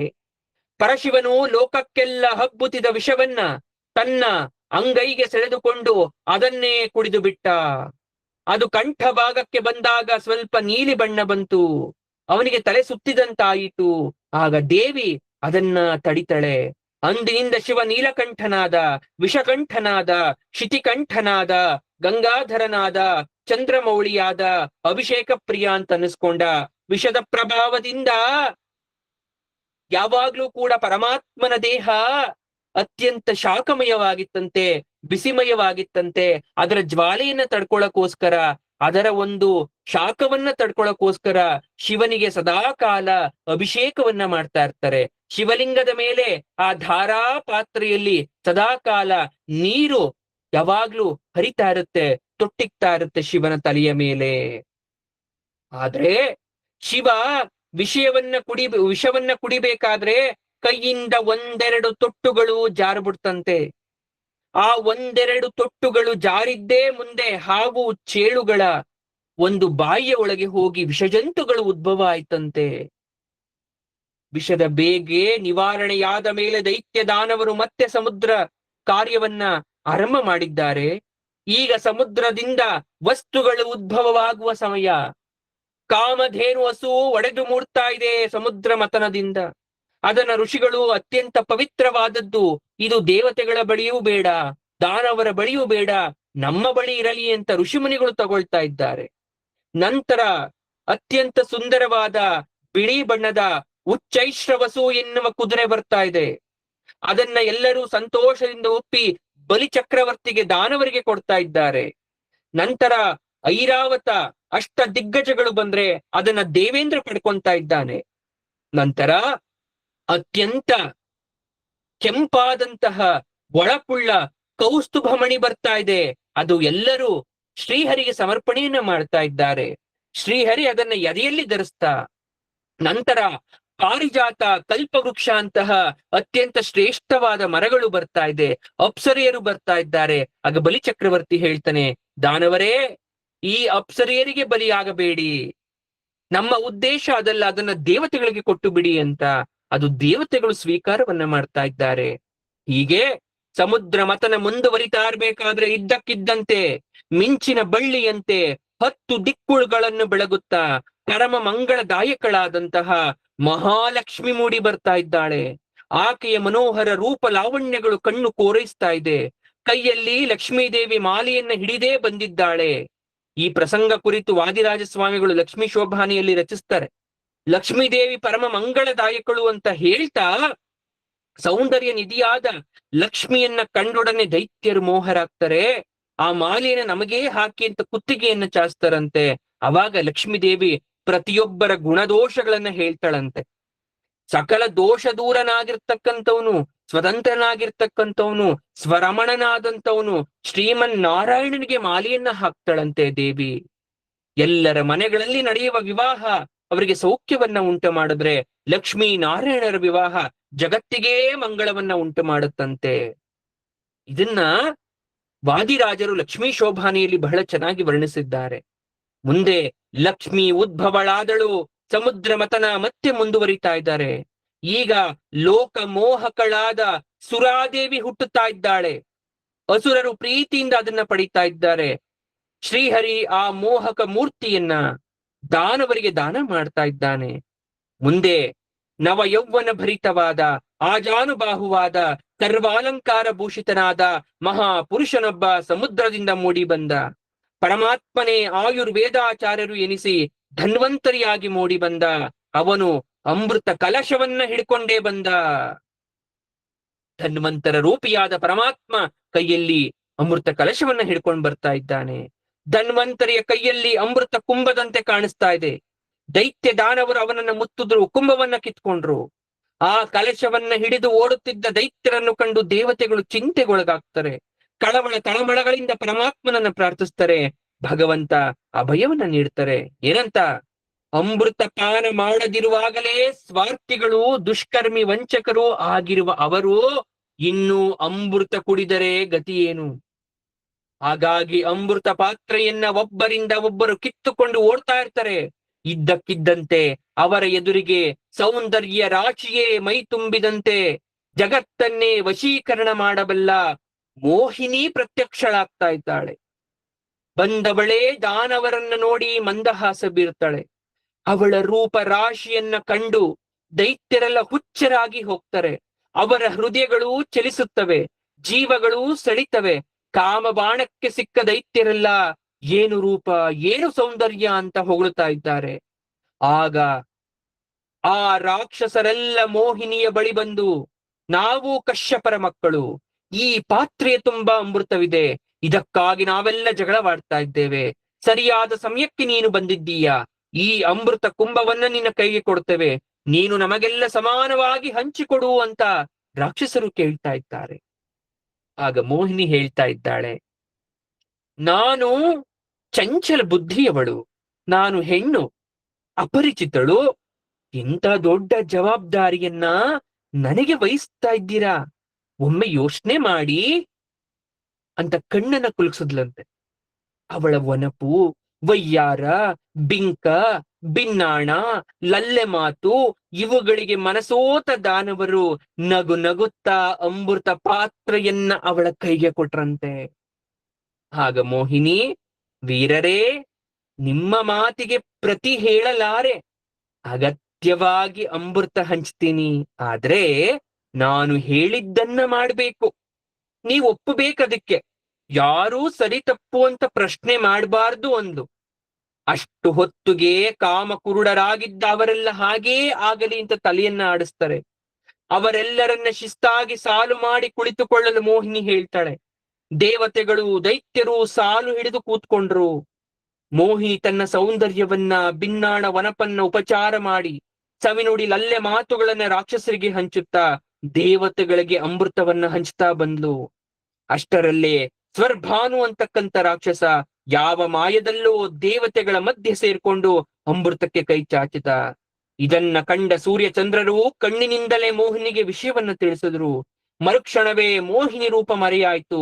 ಚಕ್ರ ಸ್ವರ್ಭಾವಿನವನ ತಲೆ ಕತ್ತರಿಸ್ತು. ಆದರೆ ಅಮೃತದ ಬಿಂದು ಕುಡಿದಿದ್ದ ತಲೆಗೆ ಅಮೃತತ್ವವಿತ್ತು. ಬ್ರಹ್ಮ ಅದನ್ನ ರಾಹುಗ್ರತವಾಗಿ ಮಾಡಿದ್ರು. ಅಮೃತ ಮತನದ ಸಾರ. ಯಾಕೆ ಅಮೃತ ಮತನ? ನೋಡಿ, ನಮ್ಮ ಹೃದಯ ಸಮುದ್ರದ ಮಂಥನ ಆಗಬೇಕು ಮೊದಲು. ನಮ್ಮ ಹೃದಯದಲ್ಲೂ ಕೂಡ ಹಾಲಾಹಲ ಅಂತಕ್ಕಂಥ ವಿಷ ತುಂಬಿದೆ. ಆ ಹಾಲಾಹಲವನ್ನ ನಾವು ಹೊರಗಡೆ ಹಾಕಬೇಕು. ಪರಮಾತ್ಮ ಮೂಲಾಧಾರನಾಗಿದ್ದಾನೆ. ನಾವು ಕೂರ್ಮನಾಗಿ ನಿಂತು ನಮ್ಮನ್ನ ನಡೆಸಬೇಕು. ಅವಾಗ ನಮ್ಮ ಆತ್ಮದಲ್ಲಿರೋ ಅಮೃತ ಕಲಶವನ್ನ ಹಿಡ್ಕೊಂಡು ಧನ್ವಂತರಿ ಹೊರಗಡೆ ಬರ್ತಾನೆ. ಅದು ಪರಮಾತ್ಮನ ಸಾಕ್ಷಾತ್ಕಾರ ಅಂತಕ್ಕಂಥದ್ದು. ಯಾಕೆ ಮಾತನ್ನ ಹೇಳ್ತೀನಿ ಅಂದ್ರೆ, ನಾವೆಲ್ಲ ಅಮೃತ ಮತನದ ಕಥೆ ಎಲ್ಲ ಕೇಳ್ತಾ ಇದ್ದೀವಿ. ಆದ್ರೆ ನಮ್ಮೊಳಗಿರ್ತಕ್ಕಂಥ ಅಮೃತವನ್ನ ಕಡಿಯೋದು ಯಾವಾಗ? ಪರಮಾತ್ಮನ ಸಾಕ್ಷಾತ್ಕಾರವನ್ನ ಮಾಡ್ಕೊಳ್ಳೋದು ಯಾವಾಗ? ಅದು ಬಹುಮುಖ್ಯವಾದ ಅಂಶ ಅಲ್ವೇ? ಇವತ್ ನಾವೆಲ್ಲರೂ ಕೂಡ ನನಗ್ ತುಂಬಾ ವಿದ್ಯೆ ಇದೆ, ನನಗ್ ತುಂಬಾ ಹಣ ಇದೆ, ತುಂಬಾ ಜ್ಞಾನ ಇದೆ ಅಂತ ಅನ್ಕೊಂಡು ಹುಚ್ಚರಾಗಿ ಭ್ರಮಿಸ್ಕೊಂಡ್ಬಿಟ್ಟಿದೀವಿ. ಯಾವತ್ತೂ ನಮ್ಮ ಜ್ಞಾನ, ನಮ್ಮ ವಿದ್ಯೆ, ನಮ್ಮ ಹಣ ಅಂತಕ್ಕಂಥದ್ದು ಮನುಷ್ಯನ ಜೀವವನ್ನ ನಿರ್ಧಾರ ಮಾಡಲ್ಲ. ಅಯ್ಯೋ, ಜೀವನ ಯಾಕೆ ನಿರ್ಧಾರ ಮಾಡಲ್ಲ ಗುರುಗಳೇ? ಚೆನ್ನಾಗಿ ಓದಿದ್ರೆ ಕೆಲ್ಸ ಸಿಗುತ್ತೆ, ಹೌದು ಕೆಲ್ಸ ಸಿಗುತ್ತೆ. ಆದ್ರೆ ನಿಮ್ಗೆ ಯಾವ್ದಾದ್ರೂ ಒಂದು ಅಂಗ ನ್ಯೂನತೆ ಆಗ್ಬಿಟ್ರೆ ನಿಮ್ಮ ವಿದ್ಯೆ ಸಹಾಯ ಮಾಡುತ್ತಾ? ಇಲ್ಲ. ಹಾಗಾಗಿ ಆ ಜೀವನ ಅಂತಕ್ಕಂಥದ್ದು ವಿದ್ಯೆಯಿಂದಲೋ ಹಣದಿಂದಲೋ ಕೆಲವೊಮ್ಮೆ ನಿರ್ಧಾರ ಆಗಲ್ಲ. ಅದಕ್ಕೆ ಒಂದು ಕತೆ ಗ್ರಾಮೀಣ ಭಾಗದಲ್ಲಿ ಆಗ್ತಕ್ಕಂಥದ್ದು. ಒಮ್ಮೆ ಒಂದು ಊರಿತ್ತು. ಅಲ್ಲಿ ಒಬ್ಬ ವ್ಯಕ್ತಿ ಆಗಿನ ಕಾಲಕ್ಕೆ ಬಹಳ ಚೆನ್ನಾಗಿ ಓದ್ಕೊಂಡು ಕಾಲೇಜಿನ ಪಾಠ ಮಾಡ್ತಕ್ಕಂತ ಒಬ್ಬ ಗುರುಗಳಾಗ್ಬಿಟ್ರು. ಎಷ್ಟ್ರ ಮಟ್ಟಿಗೆ ಆ ವ್ಯಕ್ತಿಗೆ ವಿದ್ಯೆ ಮೇಲೆ ಅತೀವವಾದ ಪ್ರೀತಿ ಅಂದ್ರೆ, ಜಗತ್ತಲ್ಲಿ ಯಾರಾದ್ರೂ ಓದಿಲ್ಲ ಅಂದ್ರೆ ಅವ್ರು ಮನುಷ್ಯರೇ ಅಲ್ವೇನೋ ಅನ್ನೋ ರೀತಿ ಭಾವನೆ ಆ ವ್ಯಕ್ತಿಗೆ. ಯಾರಾದ್ರೂ ಮನೆ ಬಾಗ್ಲಿಗೆ ಮದುವೆ ಪತ್ರಿಕೆ ತಗೊಂಡೋಗಿ ಕೊಟ್ಟಾಗ ಬಂದ್ರೆ, ಎಷ್ಟು ಓದಿದ್ದಾರೆ ನಿನ್ನ ಮಗಳು, ಅಳಿಯ ಎಷ್ಟು ಓದಿದ್ದಾನೆ ಅಂತ ಕೇಳ್ತಾ ಇದ್ರು. ಅಯ್ಯೋ ಏನೋ ಓದಿಲ್ಲ ಸ್ವಾಮಿ ಅಂದ್ರೆ, ಹಾಗಾದ್ರೆ ಮದ್ವೆ ಯಾಕೆ ಮಾಡ್ತಾ ಇದ್ಯಾ ಅಂತ ಆ ಪತ್ರಿಕೆನೆ ಬಿಸಾಕ್ಬಿಡ್ತಿದ್ರು. ಯಾರಾದ್ರೂ ತಿಥಿ ಕಾರ್ಡ್ ಕೊಡಕ್ ಬಂದ್ರೆ, ವೈಕುಂಠ ಸಮಾರಾಧನೆ ಕೈಲಾಸ ಒಂದು ಇದು ಮಾಡ್ತಾ ಇದ್ದೀವಿ ಅಂದ್ರೆ, ಶಿವಗಣಾರಾಧನೆ ಮಾಡ್ತಾ ಇದ್ದೀವಿ ಅಂದ್ರೆ, ಸತ್ತವನು ಎಷ್ಟು ಓದಿದ್ದ, ಯಾವಾಗ ಸತ್ತೆ, ಏನಾಗ್ ಸತ್ತೆ ಅಂತ ಕೇಳ್ತಿರ್ಲಿಲ್ವಂತೆ, ಎಷ್ಟೋದ್ ಸತ್ತ ಅಂತ ಕೇಳ್ತಿದ್ನಂತೆ ವ್ಯಕ್ತಿ. ಹೀಗೆ ಒಮ್ಮೆ ಅವರು ರೈಲಲ್ಲಿ ಪ್ರಯಾಣ ಮಾಡ್ಬೇಕಂತ ಪರಿಸ್ಥಿತಿ ಬರುತ್ತೆ. ಕೂತ್ಕೊಂಡ್ರು. ಯಾರೋ ಒಬ್ಬ ವಯಸ್ಸಾದಂತಹ ಪಾಪ ಮುದುಕ ಬಂದು ಅವ್ರ ಪಕ್ಕದಲ್ಲಿ ಕೂತ್ಕೊಂಡ. ಅವ್ರು ನೋಡಿದ ತಕ್ಷಣ ಅಸಹ್ಯ ಭಾವನದಿಂದ, ಎದಳೆಯ ಮೇಲೆ ಇಲ್ಲಿ ಯಾಕೆ ಕೂತಿದ್ಯ, ಹೋಗ್ ದೂರ ಕೂತ್ಕೋ. ಯಾಕೆ ಇಲ್ಲಿ ಕೂತಿದ್ಯಾ, ಗೊತ್ತಾ ನಾನು ಯಾರು ಅಂತ? ನನ್ ಪ್ರೊಫೆಸರು. ಎಷ್ಟು ಓದಿದ್ಯಾ ನೀನು? ಇಲ್ಲ ಸ್ವಾಮಿ ನಾನು ಓದಿಲ್ಲ, ನಾನೇನು ಓದಿಲ್ಲ, ನನ್ ಶಾಲೆ ಮೆಟ್ಲೆ ಹತ್ತಿಲ್ಲ ನಾನು ಹುಡ್ತಾಗಿಂದ. ಹಾಗಾದ್ರೆ ನೀನ್ ನನ್ ಪಕ್ಕ ಕೂತ್ಕೋಬಾರ್ದು, ಎದ್ದೋಗು. ಆಗ ವಯಸ್ಸಾದಂತ ವ್ಯಕ್ತಿ ಹೇಳಿದ್ನಂತೆ, ಸ್ವಾಮಿ ನೀವ್ ಓದಿದ್ದೀರಾ, ದುಡ್ಡು ಕೊಟ್ಟು ಟಿಕೆಟ್ ತಗೊಂಡ್ ಬಂದ್ ಕೂತಿದ್ದೀರಾ, ನಾನು ಓದಿಲ್ಲ, ನಾನು ದುಡ್ಡು ಕೊಟ್ಟು ಟಿಕೆಟ್ ತಗೊಂಡ್ ಬಂದ್ ಕೂತಿದ್ದೀನಿ, ಎದ್ದು ಹೋಗು ಅಂತ ನಿಮ್ಗೆ ಹೇಳೋ ಅಧಿಕಾರ ಇಲ್ಲ ಅಂತ. ಕೋಪ ಬಂದ್ಬಿಡ್ತು. ಏನಾದ್ರೂ ಮಾಡಿ ಈ ವ್ಯಕ್ತಿಯನ್ನ ನಾನು ಅತಿ ನಾನೇ ಬುದ್ಧಿವಂತ ಅಂತ ನಿರೂಪಿಸ್ಕೊಳ್ಬೇಕು, ಅಥವಾ ಇವನ ಹತ್ರ ಇರ್ತಕ್ಕಂಥ ಹಣವನ್ನೆಲ್ಲ ಹೇಗಾದ್ರೂ ಮಾಡಿ ತಗೊಂಡು ಇವನನ್ನ ಕಹಳಿ ಕೈ ಮಾಡಿ ಕಳಿಸ್ಬೇಕು, ನನ್ನ ವಿದ್ಯೆಯನ್ನ ತೋರಿಸ್ಬೇಕು ಅಂತ ಅನ್ಕೊಂಡ ಪ್ರೊಫೆಸರು. ಆಯ್ತು, ಒಂದ್ ಪ್ರಶ್ನೆ ಕೇಳ್ತೀನಿ, ಉತ್ತರ ಕೊಡ್ತೀಯಾ? ನಾನ್ ಕೇಳೋ ಪ್ರಶ್ನೆಗೆ ನೀನ್ ಉತ್ತರ ಕೊಟ್ರೆ 1,000 ರೂಪಾಯಿ ಕೊಡ್ತೀನಿ. ನೀನ್ ಕೇಳೋ ಪ್ರಶ್ನೆಗೆ ನಾನು ಉತ್ತರ ಕೊಟ್ರೆ ನೀನ್ 100 ರೂಪಾಯಿ ಕೊಡ್ಬೇಕಷ್ಟೇ, ಜಾಸ್ತಿ ಏನಿಲ್ಲ, ಬರೀ 100 ರೂಪಾಯಿ. 10 ಪ್ರಶ್ನೆ ಕೇಳ್ಬಿಟ್ರೆ 1,000 ರೂಪಾಯಿ ಕೊಡ್ಬೇಕು. ಆ ವ್ಯಕ್ತಿ ಹತ್ರ ಇರ್ತಕ್ಕಂಥ ಹಣವೆಲ್ಲ ತಗೋಬಿಡ್ಬೇಕು. ಹೆಂಗಿದ್ರೆ ಅವ್ನು ಶಾಲೆ ಮೆಟ್ಲತ್ತಿಲ್ಲ, ಅವನು ಕೇಳೋ ಪ್ರಶ್ನೆ ನಾನು ಉತ್ತರ ಕೊಡ್ತೀನಿ, ನಾನ್ ಕೇಳೋ ಪ್ರಶ್ನೆಗೆ ಉತ್ತರ ಕೊಡಕ್ಕೆ ಆಗಲ್ಲ ಅಂತ ನಿರ್ಧಾರ ಮಾಡ್ಕೊಂಡ. ಆಯ್ತು ಸ್ವಾಮಿ, ಇದು ಒಂಥರ ಚೆನ್ನಾಗಿದೆ, ಆದ್ರೆ ಮೊದಲನೇ ಪ್ರಶ್ನೆ ನಾನೇ ಕೇಳ್ತೀನಿ.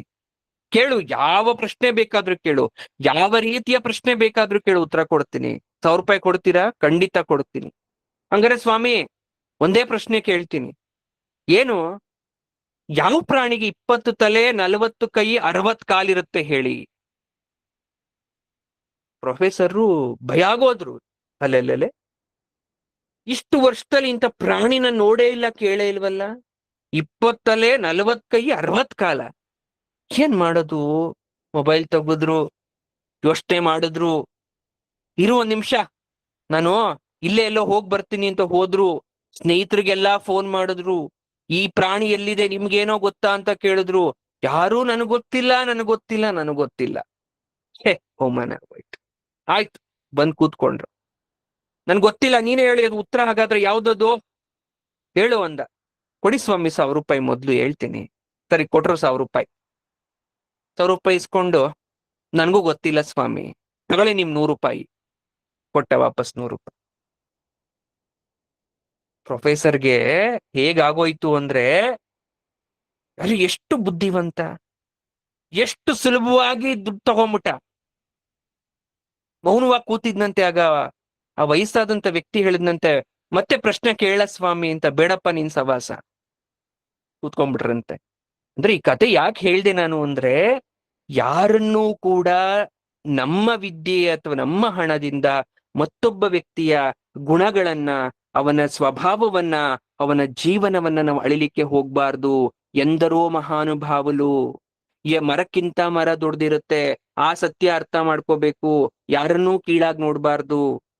ಯಾರಲ್ಲೂ ಕೂಡ ಅಸಹ್ಯನ ಪಡಬಾರ್ದು. ಅವನಿಗೇನೂ ಗೊತ್ತಿಲ್ಲ ಅಂತ ಒಬ್ಬ ವ್ಯಕ್ತಿಯನ್ನ ನಾವು ನಿರ್ಧಾರ ಮಾಡಬಾರ್ದು. ಪರಮಾತ್ಮನ ನಾಮಸ್ಮರಣೆ, ದೈವ ಭಕ್ತಿ, ಅಚಂಚಲವಾದ ಭಕ್ತಿ ಇದ್ರೆ ಅವನೇ ನಿಜವಾದ ಶ್ರೀಮಂತ, ಅವನೇ ನಿಜವಾದ ಪರಮಜ್ಞಾನಿ. ಆ ಸತ್ಯ ಅರ್ಥ ಮಾಡ್ಕೊಂಡ್ರೆ ಭಾಗವತ ನಿಮ್ಗೆ ಅರ್ಥ ಆಗತ್ತೆ. ಇವತ್ತು ಸಮುದ್ರ ಮಥನವನ್ನ ಕೇಳಿದ್ದೀವಿ. ನಮ್ಮ ಮನಸ್ಸನ್ನ ನಾವು ಮಂಥನವನ್ನ ಮಾಡ್ಕೊಂಡು ಅಲ್ಲಿರ್ತಕ್ಕಂಥ ಆಲಾಹಲ ವಿಷವನ್ನ ತೊಡೆದು ಹಾಕಿ ಅಲ್ಲಿ ಧನ್ವಂತರಿ ಉಟ್ಕೊಂಡ್ಬರ್ಲಿ, ಅಮೃತ ಕಲಶವನ್ನ ಇಡ್ಕೊಂಡ್ ಬರ್ಲಿ ಅಂತ ನಾವೆಲ್ಲರೂ ಕೂಡ ಪ್ರಾರ್ಥನೆಯನ್ನ ಮಾಡೋಣ. ಪರಮಾತ್ಮನ ಪಾದಕ್ಕೆ ನಮಸ್ಕಾರವನ್ನ ಮಾಡ್ತಾ ಸರ್ವಂ ಶ್ರೀ ಭಾಗವತ ಪಾದಾರ್ಪಣಮಸ್ತು, ಸರ್ವಂ ಶ್ರೀ ಕೃಷ್ಣಾರ್ಪಣಮಸ್ತು ಅಂತ ಹೇಳ್ತಾ ಇವತ್ತಿನ ಭಾಗವತ ತರಗತಿಯನ್ನ ಮುಗಿಸೋಣ. ಎಲ್ಲ ಭಕ್ತ ಮಹಾಶಯರಿಗೆ ಧನ್ಯವಾದ. ಹಾಗೆ